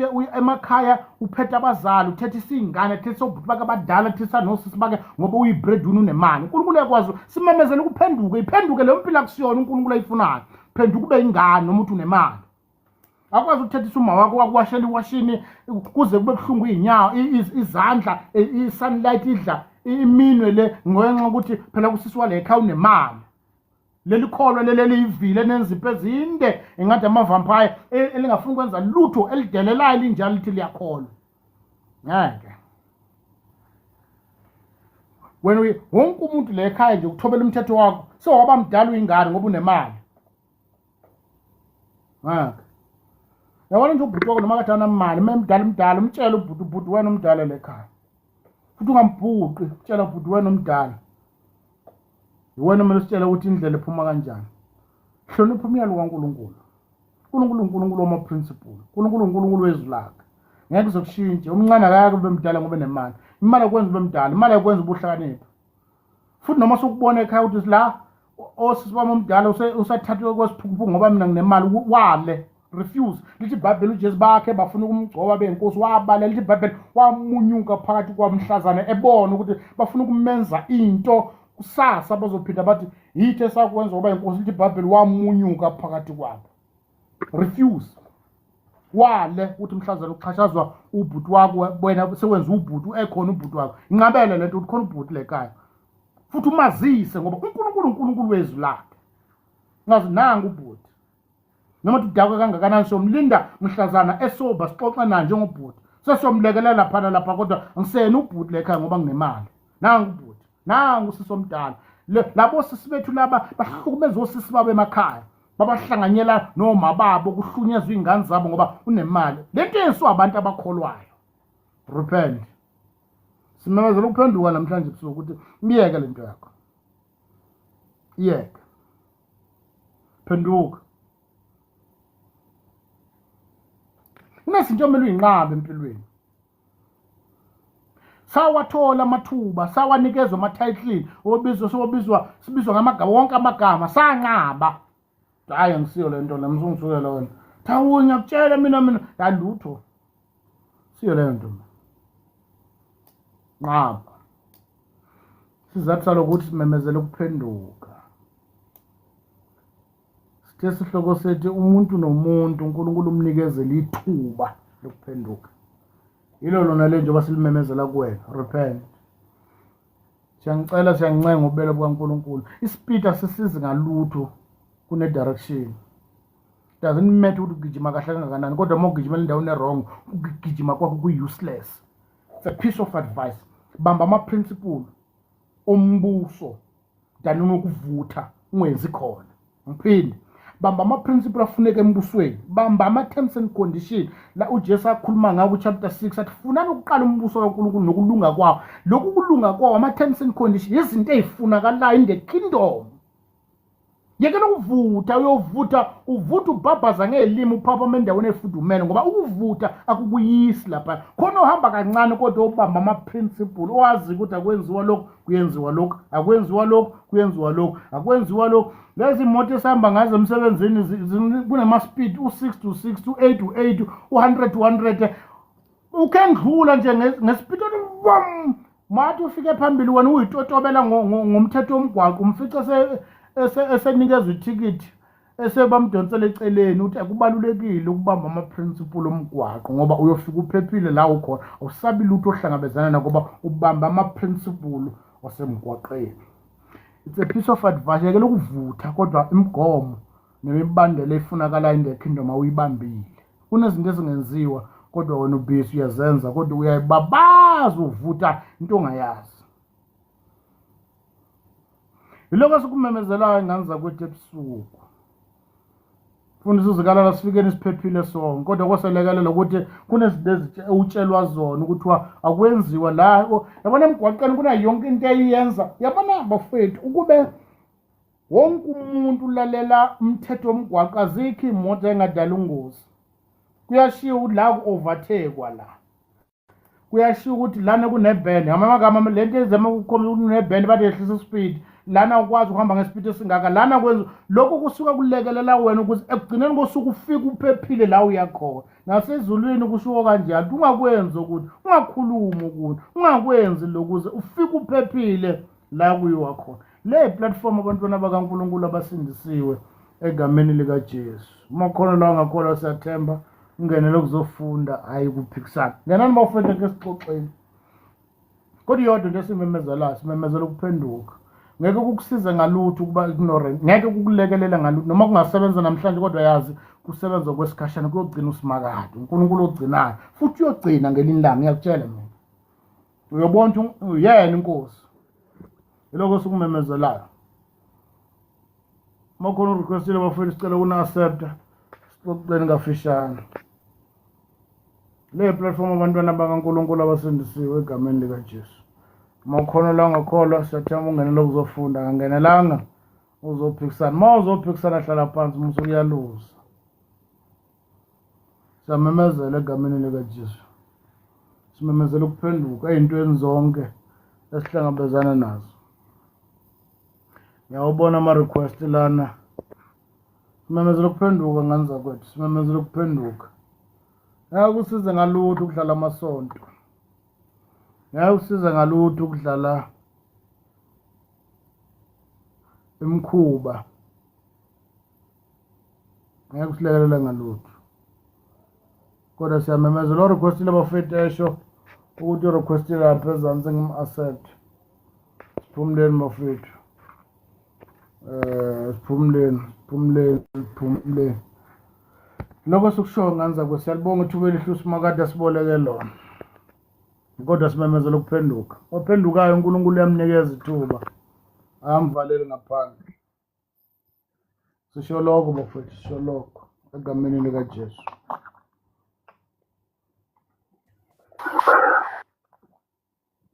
Sisi uyaphila. Ngiyaphila. Greetings to everybody in the mighty name of Jesus Christ.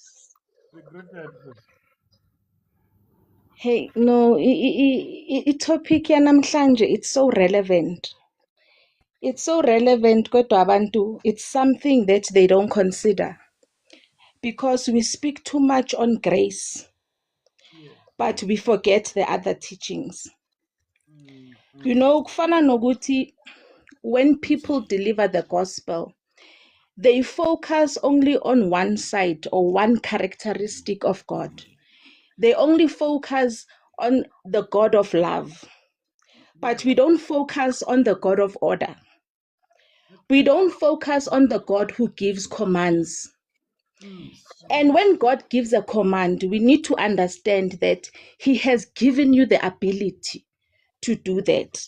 And one of those commands is repentance. Matthew 4, verse 17 says, "And when He began to preach, He said, 'Repent, for the kingdom of God is at hand.'" That's the first thing He said. He said, repent. Why? Because it's a command. And He has given us the divine ability to repent.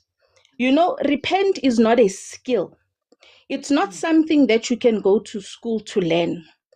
It's not something that you can inherit from your mother.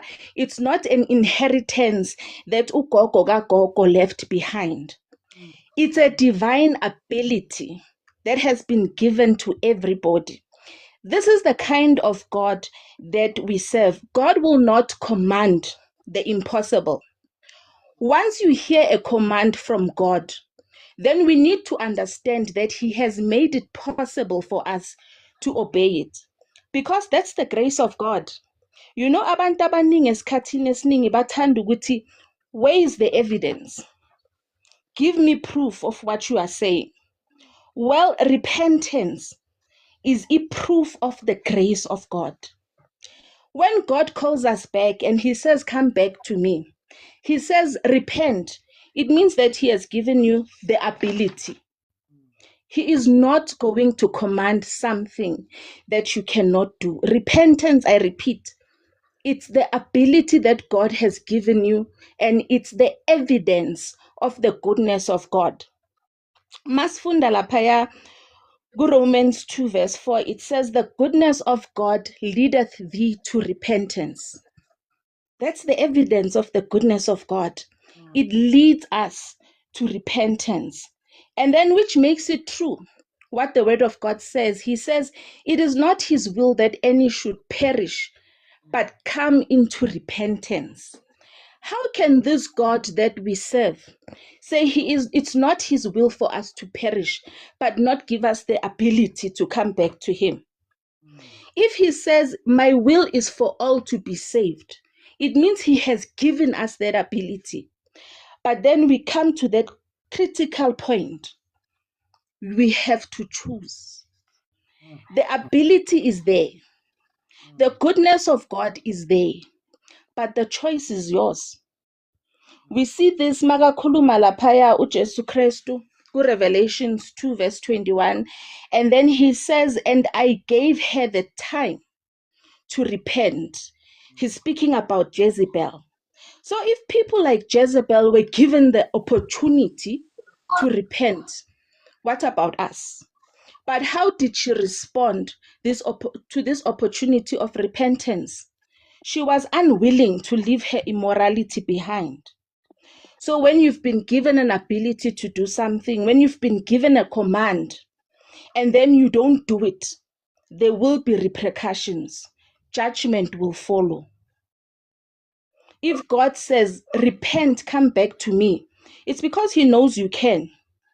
But what you choose will determine what comes thereafter. And to some, judgment will come, and it will not be favorable. uPaul uyabhala lapha ku2 Corinthians uthi, now is the time for salvation. Because nobody is promised tomorrow. But because we dwell on the love and the mercy and the grace of God. This is the only message you hear. Instead of saying repent, we say Jesus loves you. Instead of saying the wages of sin is death, we say, hi, Jesus loves you. We cannot doubt the love of God. But there are teachings that also need to come to the forefront. Again, now is the time for salvation. Meaning we cannot keep on pushing it back. I will repent, I will repent.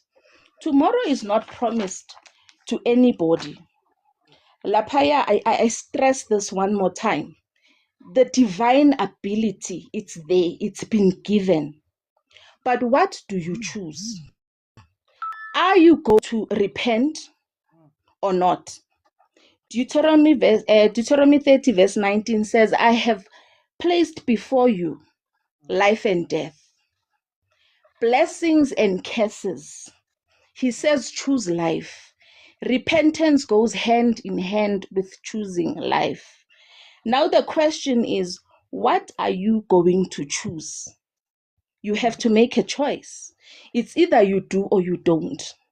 So ngifuna ukuyivala la Hebrews 3 verse 15, and it says, today if you hear his voice, do not harden your hearts as you did in the rebellion.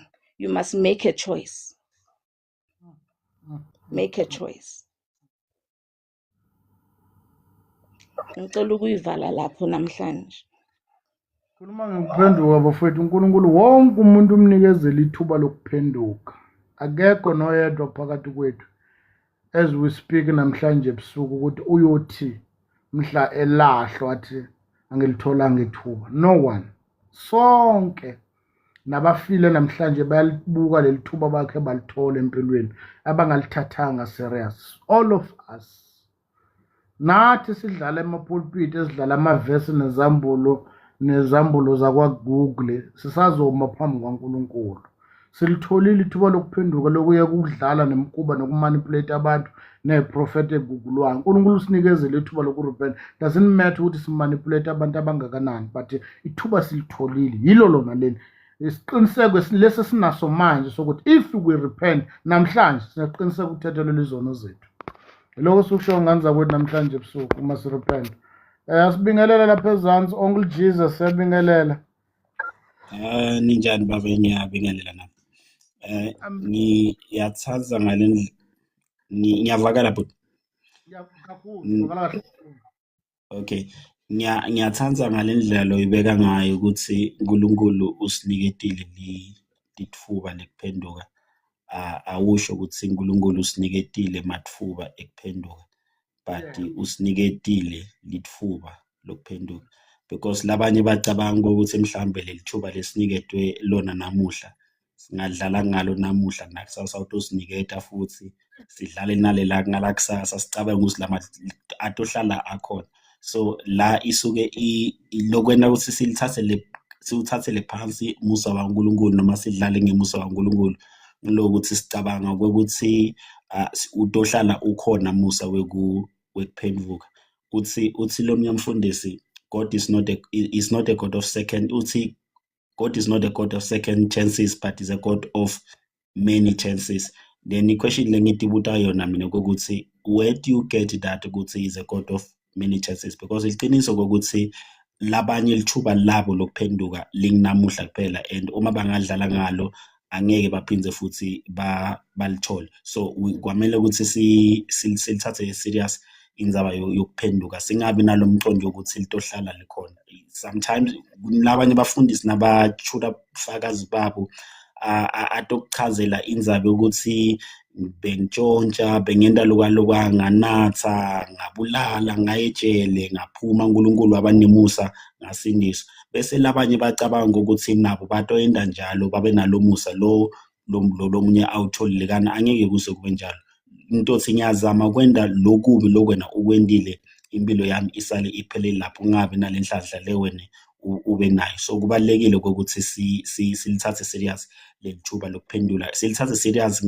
kwangathi ngeke siphindze ngilo lona lodwana lokunye lengifuna ukungidlulisa indzaba ilapha nakulathu the prodigal sons both of them lo invothane yokulahleka ukuthi liBhayibheli lithi waphenduka wavuma ukuthi wonile wawuzuza musa waNkulunkulu noma wazuza musa wababe uNkulunkulu baba wakhe wamlungisela asithi babe uNkulunkulu vele baba wakhe wamlungisela kwandluliswa tonke tono takhe wayendelwa iphatho wamukeleka kahle endlini lo munye lomkhulu lithi iBhayibheli naye bekangekho ngalesikhathi bonke abantu bajabulile so ungaphandle ekhaya kunephathi kumakhelwane bajabulile tivakashi and everyone is happy yena ungaphandle uyahluleka kungena uma uyibuka lendzaba ukuthi boyithula matfodzana abe ngaphandle and lo babe soloko uyaphuma kokuqala uhlangabeta lo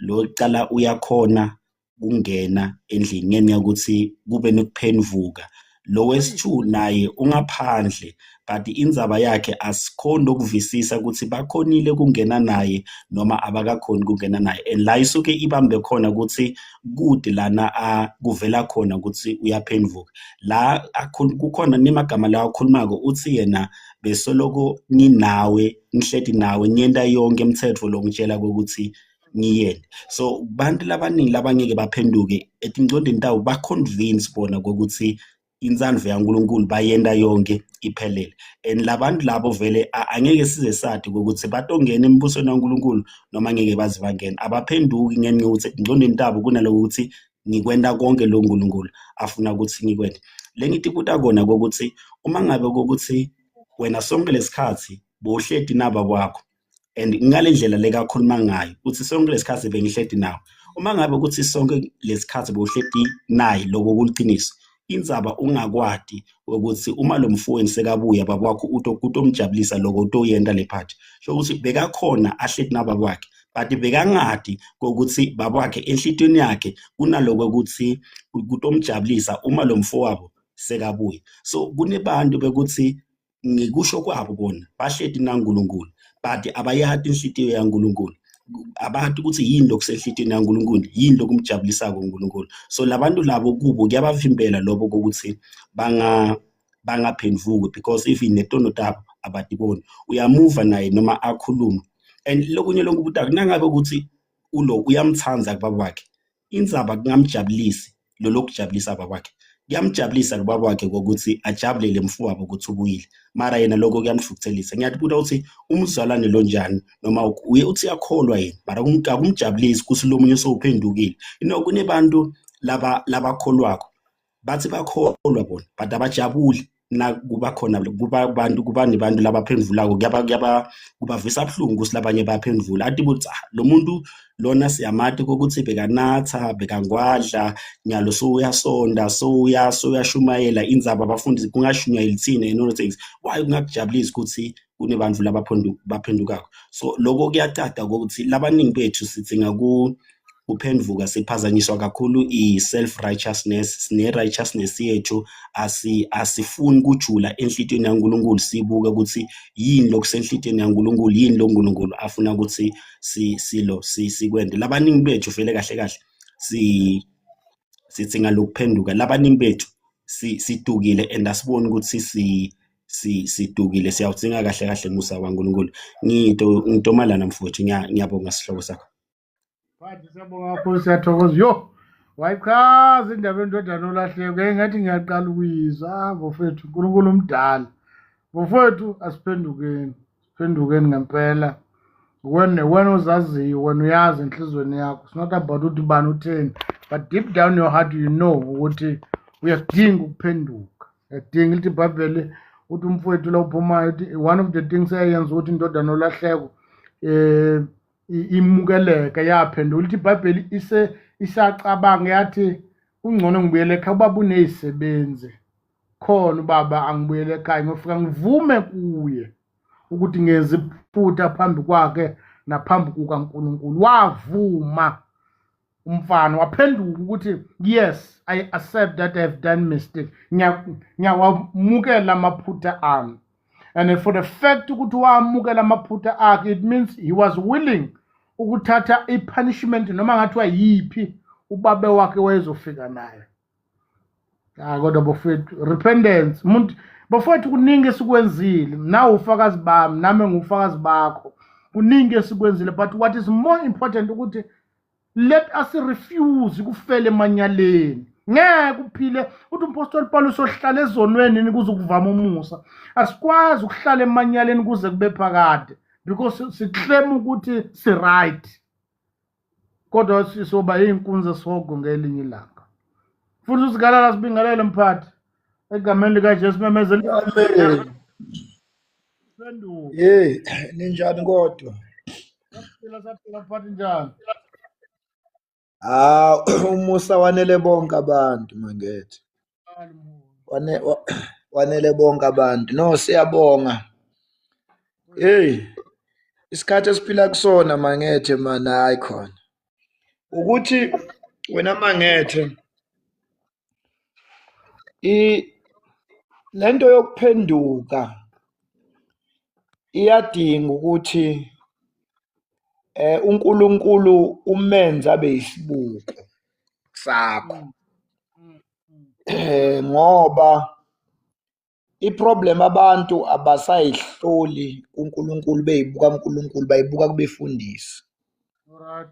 And kube nzima ke ukuthi abantu bakwazi ukuphenduka, ngoba ingakho uzothola ukuthi kujola umfundisi, kujola yonke into esontweni, noma mhlambe isono esithize njenge-pride. I-pride iqala ekhanda ngoba abantu abazibuki kuNkulunkulu ukuthi uNkulunkulu uthe ufunani. Bazirate bona ngokwabantu, bangayirate njengokusho kombhalo.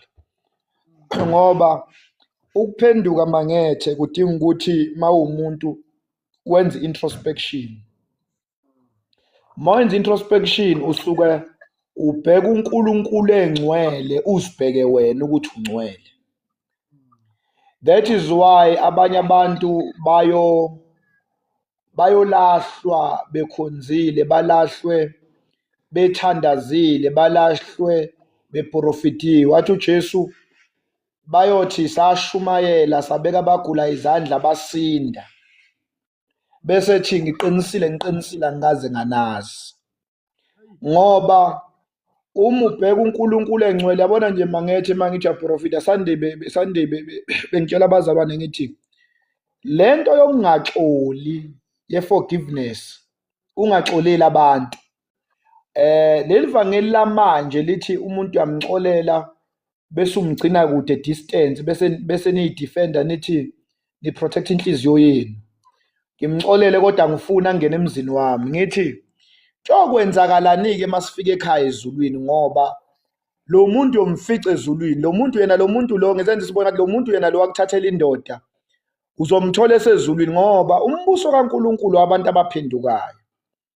Lo muntu ombiza ngesifebe sokuthi wamithela indoda yakho ngeke uye ngisho emngcwabeni wakhe kodwa ubukholo mangase ngelanga lakhe lokufa emhlabeni ayivuma izono zakhe ngokupheleleyo bese uJesu ayamthethelela bese ufika ngale ufica yena lo muntu okade ungamfuni shuthi wena uyophuma uthi kungcono ngiyosha kunokuthi ngihlale nalo muntu ngoba lento mangethe yokuphenduka ifuna mawuyibheka kuwena ube neqiniso kuwe ngoba lento uma uzodlala ngathi uyabona ngihlekela abantwana ngithi mina ngethe you can fool everyone but you can't fool God. Ngeke uNkulunkulu umenze isilima. uNkulunkulu mangethe wazi ngisho la sihluleka khona. uNkulunkulu wazi ngisho la singasakhoni khona. Ingakho mina ngihlezi ngitshela abazalwane ngithi mina nje personal nguzikalala ngithi mina into mangizwe ukuthi emoyeni wami ayivumi sengisho ukuthi njengokusho kombhalo ngithi Nkosi lokhu sengikwenza ngenxa yezwi lakho ngoba uNkulunkulu ufuna umuntu ovumayo ukuthi la Nkosi ngiyahluleka. uNkulunkulu uyakwazi ukuthi uyahluleka kodwa uyadinga ukuthi wena usho ukuthi uyahluleka. Uma uAdam noEva beqeda ukona ensimini uNkulunkulu ngifuna ukutshela mangethe wayesazi ukuthi sebeyibona benqunu kodwa uNkulunkulu wababiza kwakumele kube yibo abavumayo ukuthi Nkosi siyakuzwa kodwa siyesaba ukuthi sinqunu. Uma beqeda ukuvuma ukuthi Inkosi siyavuma ukuthi thina sinqunu lithi iBhayibheli wabe sebathungela impahla zokuthi bayimboze bambathe ngoba uNkulunkulu akakwazi ukuthi akumbathise wena kodwa wena ungavumi ukuthi unenkinga. Kumele mangethe mawunenkinga yesiketi kumele uvume phambi kaNkulunkulu ukuthi Inkosi lento iyangihlula. Mawunenkinga yokuthanda amadoda kumele ukuvume. Mawunenkinga yolaka yeenga, mawunenkinga ukuba kuhlaza uyivume ukuthi Inkosi lento iyangihlula. Yabona mangethe ngeke uphenduke mawusafuna ukuthi izono zakho utshelwe yithi. Izono zakho kumele wena uzazi lento nayi mina into engihlulayo and then unamandla ukuthi akwenze leyo nto ukwazi ukuyinqoba ngoba into abazalwane abakholelwa kuyi that is why ngithi mina into abazalwane abakholelwa kuyi lento ukuthi babizwe batshele yabona mangethe ngitshela ngisho unenkinga yokuthi awuthandi ukumbatha ngisho yabona abantu babesakutshela ngesono sakho uzoba defensive esonweni sakho masusibona wena ukuthi lento iyangilimaza yabona mangethe ngifuna ukutshela into enza ukuthi ngisho imishado inga-restore ukuthi when you do counseling nabantu ngeke ukwazi ukutshela umuntu into angayiboni yena. Kumele umuntu mangethe mangihleli nawe ubone ukuthi lento into engibulalayo. Angeke yabona nje ngifuna ngenze example ngabantu I'm sorry when example ngabantu abableachayo. Ngeke uhambe uyobleacha ufuna ukuzenza mhlophe ungayibonanga ukuthi umnyama. Ngiyayizwa lento ngisho. Into kumele uyibone wena. Ngeke ukwazi mangethe uvuka ekseni uyojima ungaboni ukuthi you are overweight. Yes. Ngisho mina ngakutshela ngithi mangethe kodwa uyabona ukuthi indoda uyaqhuma uzogcina ugula. Uzothi wena hayi imali ayifihle. Uyabona into uba defensive mongakayiboni ukuthi lento le ngempela ngisakwazi ukufasa icathulo number 1. Kancane mangihamba sengiyahefuzela. Sengijuluka ngisho ngidla. Immediately sewuyibona wena uzokwazi ukuvuka ekseni uwalke ugijima. But into mawusayitshela umuntu ngoba uNkulunkulu mangethe indlela a-operate ngayo kumele akwenze. Uyabona wamangethe ngifuna ukutshela embusweni wezulu kosala abaningi kosala abantu mangethe beshumayelile kosala abantu befundisile, ngoba ngisho befundisa lento abayenzayo babe defensive kuyo. And immediately mangethe into waqala wa defensive. Yabona umuntu oba defensive esonweni unjengomuntu omboza isilonda sisibhibhidla ngeke sikwazi ukuphola. uNkulunkulu mangethe ufuna abantu abayivumayo izono and unamandla okusthethelela. And lento lena akusi umsebenzi mangethe wokuvuma izono, akusi umsebenzi we once off. Ngoba yabona ngifuna ukutshela mangethe kunezono lezi esizazi. Yabona into elimaze inkolo yobuKristu, sisuke sathatha sacabanga ukuthi isono esiyofika sibanjwe ngaso isono sobufebe, isono se-abortion, isono sokubulala umuntu, isono, yabona lezono ezinkulu. Sa-undermine lezi zono ze-pride, sa-undermine lezi zono zokuthi sithi singabefundisi sifuna ukuzenza onkulunkulu kubantu. Sa-undermine lento ukuthi umuntu usindisiwe kodwa ukuhlaza ulimi lwakhe alisokiwe. Sa-undermine lento ukuthi even ebandleni ngaphakathi emzimbeni kaKristu siyalimazana. Zonke lezo zinto mangethe izinto abathi, yabona malithi iBhayibheli ngokuphenduka kwesono esodwa injabulo ibankulu. Bangaki abantu thina esonile singaphakathi emzimbeni kaKristu sabakhipha ngokwenza, sabakhipha ngepride, sabakhipha ngokuba undermine, sabakhipha ngokuthi baphuwa, sabakhipha ngokuthi abanayo imali yokunikela, sabakhipha ngedress code ukuthi ngoba nakhe engagqoka isude eshayinayo. Zonke yabona ngithi ngifuna ukutshela ukuthi abantu bayosala ngomhla wokuphela, ngoba abantu yabona kumele mangethe mawuyolala ngithi ngisho emsebenzini, ngithi mina in such a way that ngisho emsebenzini makunomuntu engikhulume naye kabi and then waba offended, mangifike ekhaya mangiqeda ukuthandaza umoya wathi kodwa ngathi ulimi lwami lapha nalikhulumanga kahle, kumele mangifika ekseni ngithi hey man, yazi kushelela ulimi la, or sometimes ngithatha ipeni lo muntu ngihamba nalo, kumele mangifika ekhaya ngibona hayi man leli peni akusile lami. Kusasa kuseni kumele ngibuyele nalo emsebenzini, ngithi ndoda nali ipeni lakhe yazi ngigcine ngilithatha ngithi ngibhale into so.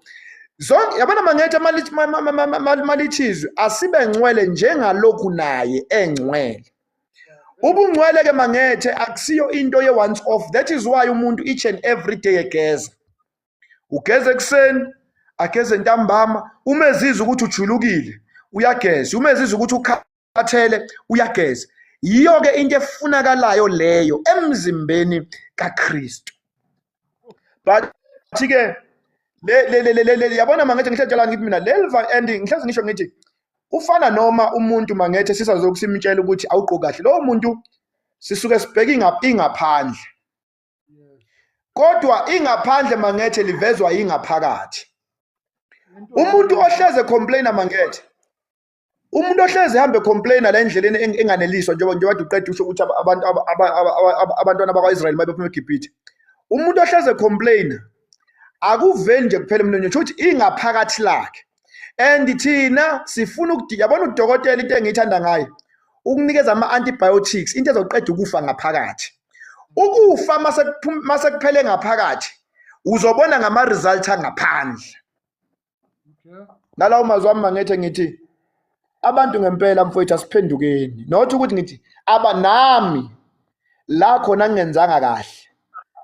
Kubalulekile ukuthi siphenduke njengoba uthashe wonke ama-engel ukuthi abanye uNkulunkulu babusise ngeimali abatshelwa, ngisho emasontweni abatshelwa. Abanye abantu mangethe banene demoni lokucontrola everything they want to control.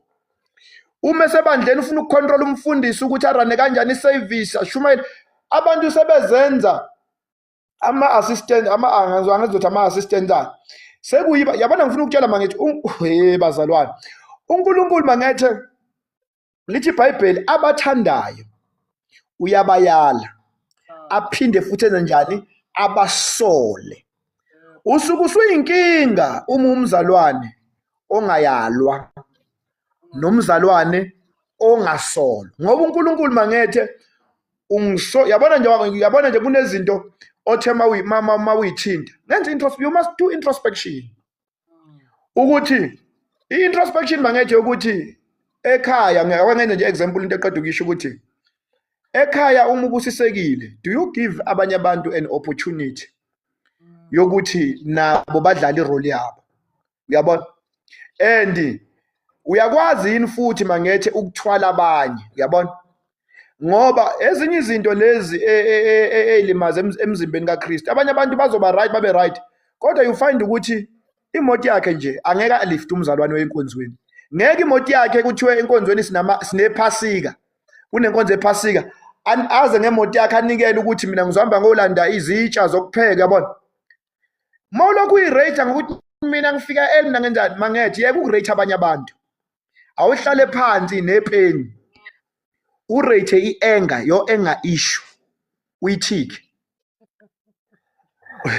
uyabona mangethe la kumahubo kunento ethi kunevesi lithi umuntu onenkani akahlukanga njengomuntu okhonza amadlozi ubese uba ile nto ukuthi mina ngiphikiswa angiphikiswa mina uma ongcwele ngiyawulalela wena uma ongcwele wena uma ufuna ukhuze wena kumele ukhulume wena uphinde ukhulume nawe ukhuze wena ngoba all these things zokuba wo principal bagayidlele we understand wena awukhuzwa awukhuzeki zonke mangethe lezo zinto ngoba uyabona nje mangethe sengivala ngiye ngabheka enye into la ngiye ngalahlekelwa kakhulu emhlabeni abantu engibathanda behamba or beshona ngiye ngabona into eyi-1 ukuthi ukushona mangethe komuntu ongakaze wahlala naye wamtshela ngoJesu uyamzwela nje kodwa uba naleyo feeling yokumzwela okukhulu kodwa uyazi ukuthi mangethe ukushona komuntu obelazi iqiniso ila khona uba nozwelo uphinde ube nolaka ngiyela ngiyabona khona ukuthi uma ngempela uNkulunkulu ngomhla wokuphela ulaka lakhe liyofaniswa kanjalo mangethe ngoba usiphila ithuba lokuphenduka wasipha ama-social media network ozwane abangena ko-live wasipha masivula ama-radio station abefundisi bayakhuluma ulaka lwakhe-ke liyoba lukhulu mhla sesifika kuyena sehlulekile ngoba mangethe ngifuna ukutshela ukushona yabona manje mangase kuthiwa mangethe uyashona ukade umaso yazi ukuthi ngisho ukuze emngcwabeni wakho ngaze ngisho ngithi hayi mina mangethe anginokuya emngcwabeni yazi ngobani ngoba ufiqinisa ulazi kodwa ungalenzanga umuntu-ke mangethe owazi iqiniso ne-charge yakhe iba phezulu ingakho uma unga-check-a njengamanje njengoba i-South Africa inama-commission uma unga-check-a bonke abantu laba engathi babanjiwe bayasokola ukuthola ibheli yazi ngobani ngoba icala labo balenze be-fully aware ukuthi bayalenza lento yokuthi singabefundisi sishumayeza abantu la siyabashela emaceleni silala nabo ulaka likaNkulunkulu mangethe liyoba lukhulu kakhulu phezukwethu lento yokuthi sime phambi kwabantu mangethe sibatshele ngoJesu kodwa thina sibe sihamba inyanga ulaka likaNkulunkulu liyoba lukhulu ngoba shuthi senza uNkulunkulu isilima siyawazi amandla akhe siyakhuluma ngamandla akhe kodwa thina ukwenza kwethu kuyawaphika judgment iyoba very yabona manje ngize ngisho ngithi mina mhla wokuphela uyobona uyabona siyothi masithi wezwana uhlulekile yobusithuka nokusithuka ehlukana nami nina ubungasafuni ukuthi hayi bo uzwane lo beshumayela ngoba uyeza umhla wokuphela mangethe wonke umuntu akekho futhi umuntu ngeke ukwazi ngisho ukwenza i-appeal ngisho ngane loya yakho la siya khona i-appeal ngeke ukwazi ngisho ukuyenza umahluleli wakhona lithi iBhayibheli uNkulunkulu akozeli akalali njengoba usuke ugumula ibrukwe ubhizi usemjolweni ufebe usuke kubhekile kuyarecord njengoba usuke ubhizi ukhothi imithi uneyindwangu unamakhandlela esingawazi uNkulunkulu uyabona Siyekeni ukudlala, asikholelweni ukuthi ngase kuthiwa namhlanje sambe siye ekhaya siyophila ingunaphakade. Ingalawo mazwi wami Mangethe, ngiyabo ingakho Mangethe ngeke ngithi mina nalezi zinto zama-havoc zama-ringa ngithi mina yonke into uma kunabantu ebasusayo enkosini kumele sikukhalele ukuthi abantu kumelanga Mangethe basuswe enkosini yithi. Yabona manje mase kuthiwa nje ngenza isibonelo kube nomuntu othi mina angikwazi ukushunyayezwa umfundisi uvuka abantu abayi-10 mhlawumbe abathi ubashumele bathi mara thina sifuna umfundisi abe nezinwele. Makubiza ukuthi ubazuze isifayini yekugunda.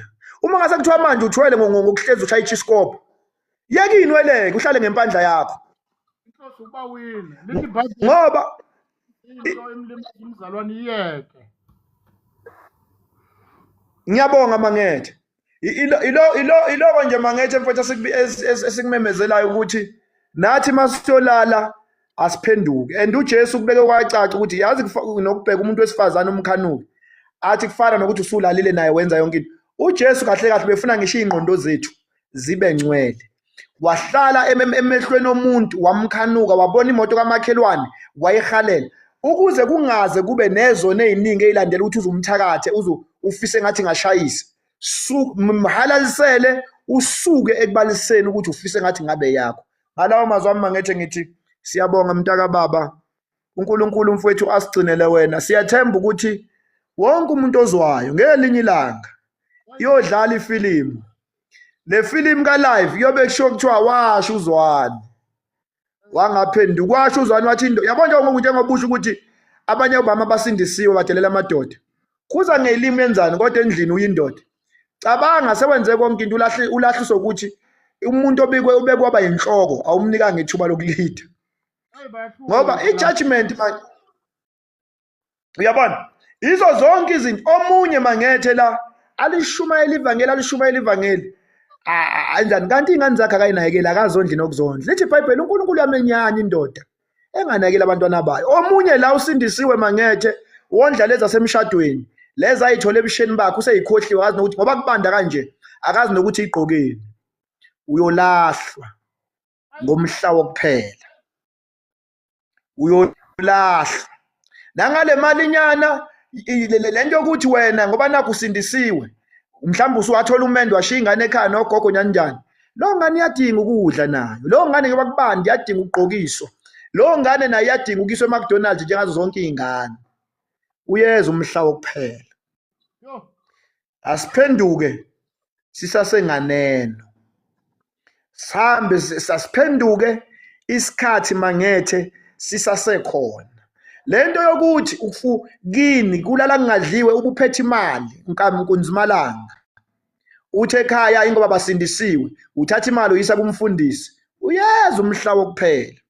Ngeke ngithi mina ngoba uNkulunkulu umekwazi ukuthi anakekele nabantu abangakholwa abanika imisebenzi abasindise ezibhedlela. Wena you choose ukuthi wena ngemali yakho uhambisa ama-envelope serious maruma wakho njengoba sikhuluma so ulambile uma wakho akanayo ingubo zokulala umfundisi wakho ubhizi uthi ngifuna ukuthi kwalo mnikela ubusisiwe uyiphela le ndoda nje ukuthi ibe nomkhaba nezingane zayidle ngoba yabona Mangethe lento yokukholwa Mangethe ngifuna ukutshela iqala endlini la uzalwa khona ibonakala isebenza. Isibani uyasithatha usibeke phezulu kwetafula sikhanyele wonke umuntu. Lungile Mangethe siyambonga uNkulunkulu ngakho konke. Nenye ingwenya nje la ethethi uma wawe uyathakatha ayisima lo uma uyathakatha awakakholwa wena usabhilivela ukuthi mawunika imali unika umakho imali umakho uzahamba wayisebenza imali. Mangethe ngifuna ukutshela ukuthi wahlala nawe isini for 9 months awukhuliswa ukuncelisa mase ukhulile ukwazi ukuyimela Mangethe makubhede umfundisi wakho ufaka umfundisi wakho kuma-birthday uthi this is my father but indoda ekuzalayo asikaze sayibona ngisho ibe ngisho kwi-status kuyayiwe ekhaya ezulwini. Lento yokuthi ungaxoleli uyihlo ongakukhulisanga uzusho nasemsebenzini ukuthi ubaba ngegama kuyayiwe ekhaya. Uyofica leyo ndoda isezulwini yothuka. Kuyayiwe ekhaya. uNkulunkulu womusa. Thatha isikhathi ukuthi adineke indoda yene inhliziyo ende nginikeza intambende namanje sinikeza intambende kalayini ukuthi siphenduke. Siyabonga mangethe. Bathi siyabonga kakhulu, siyabonga kubazalwane bonke, sibongile bafowethu. Njalo ebusuku sikhuluma ukuphenduka ey'ntweni ey'ningi esihlangabezana nazo. Wena owaziyo ngawe ngoba nami ngizazi mina. uNkulunkulu ngicela ungilekelele la. Ungaku-act ungcwele. Ungazi-justify wena uyibona ungcwele ngoba uyibuka wena. Ithuba lokuphenduka yilo leli. iBhayibheli uma ulizwile nokulizwa izwe. Phenduka. Abanye abantu baqamba amanga baqambela noNkulunkulu uqobo lwakhe. Siyambonga uNkulunkulu njengoba sikhuluma endaweni eziningi ezahlukahlukene kwabashumayeli bevangeli ukuthi we have some aba-adjust imiyalo kaNkulunkulu so that they will benefit from evangelini. Abanye indlela ababeheva ngayo emphakathini emasontweni endaweni ezahlukahlukene. Kodwa kukodwa sikusho namhlanje ebusuku simemezela ukuphenduka. Lokho sikusho bazalwane egameni likaJesu simemezela ukuphenduka. Abanye ivangeli lashunyalwa kubona abafuna ukuphenduka bashiya amasonto ngoba bayabenefita kuwona. Akusikho lokho kwakho. Akusikhona. Uma uphendukile veza izithelo zokuphenduka. Umuntu ophendukile ukuphenduka simple indlela elula kusempheni manje waphenduka uze ngala. Shothi ngiyawushintsha lo mgwaqo kade ngihamba ngawo. Awuphenduka uqhubeka kuhambe lapha akusikho bafowethu. Akusikhona. Akusikho. Into ayenza ukuthi uPetru uma bembona uPetru lithi iBhayibheli wayewothi umlilo ebusuku ngalobo busuku uKristu wabanjwa ngabo. Ithi iBhayibheli bathi bembuka engakasho lutho bembuka wasolisa ukuthi lo muntu uyamazi uJesu lo. Kuthiwa bambuza ukuthi hey wena usona omunye walabantu kahle ntombazana usungisukela mbekuwa amakha. Kuthiwa nokuphika kwakhe kwezwakala. Ithoni yakhe ekhuluma kuthiwa kwezwakala ukuthi hayi suka izwa ngisho nokukhuluma kwakhe. Uyamazi uKristu lo. Ilento esishoyo nakosisibethu abashelwayo ukuthi ukumiswa umfana weshela noma eTexas noma kuphi indlela omresponda ngayo akuzwakala ukuthi ukurespond umzalwane ephikisa lenkulumo eqhamuka kulomfana. Awuvela behlaza uthuka inhlambe egameni ukuthi yakholwa angizojelwa mina amaphara into esingagezeni uma ubuka mina ubona wena bona le nkulumo ayiphumi kodwa emlonyeni womzalwane. Le nkulumo ayiphumi umzalwane okholwa esinisiwe wayengeke akhuluma kanje. La sekukalwana yena ebona engcono ngoba uyashelwa lo shela ebona engase akukhuluma kanjalo ekukholweni. Kufuna nabo sisibethi bafundisa ukuthi as much as le nkulumo ungahambisani nayo futhi ungayi-entertain but indlela okukhuluma ngayo akuzwakala ukuthi umntwana kaNkulunkulu ophendulile ukuthi akashelwa. Simemezela ukuphenduka ngani zakwethu ebusuku. Simemezela ukuphenduka babethu ongcwele siyathandaza egameni likaJesu wena usaziyo. Uyazi ukwahluleka kwethu, yazi ubuthakathaka bethu. uNkulunkulu wethu ongcwele nokukhuluma sikwazi. Akukho vele singakwenza uma ungcwele uma wena ungekho. Siyathandaza egameni likaJesu siyaphenduka ukwahlulekeni kwethu sizehluleki. uNkulunkulu wethu ongcwele egameni likaJesu cela amandla ukuphokophela njalo ekuphileni kwethu ekuthokozisa wena ngegama likaJesu Kristu nali ibandla lakho nabo abantwana bakho ey'meni zonke abahlangabezana nazo. Siyathandaza ukuthi wena uyokwenzela umusa. Siyathandaza ukuthi akekho noyedwa oyofela emanyaleni, akekho noyedwa oyobulawa izifo ngenxa ongalaleli ungawukhonzi ngokuphelele. Egameni likaJesu Kristu inkosi yethu yenza konke wenzela ubuhle begama likaJesu Kristu inkosi. Amen. Bafowethu siyabonga kakhulu. uNkulunkulu umusa kenze njalo. Siyabonga ngenza kwethu sokukhathalekile. Umuntu akaphumule. Inkosi sigcinele nina. Igcinele ubuhle begama likaJesu. Siyambonga uNkulunkulu bafowethu.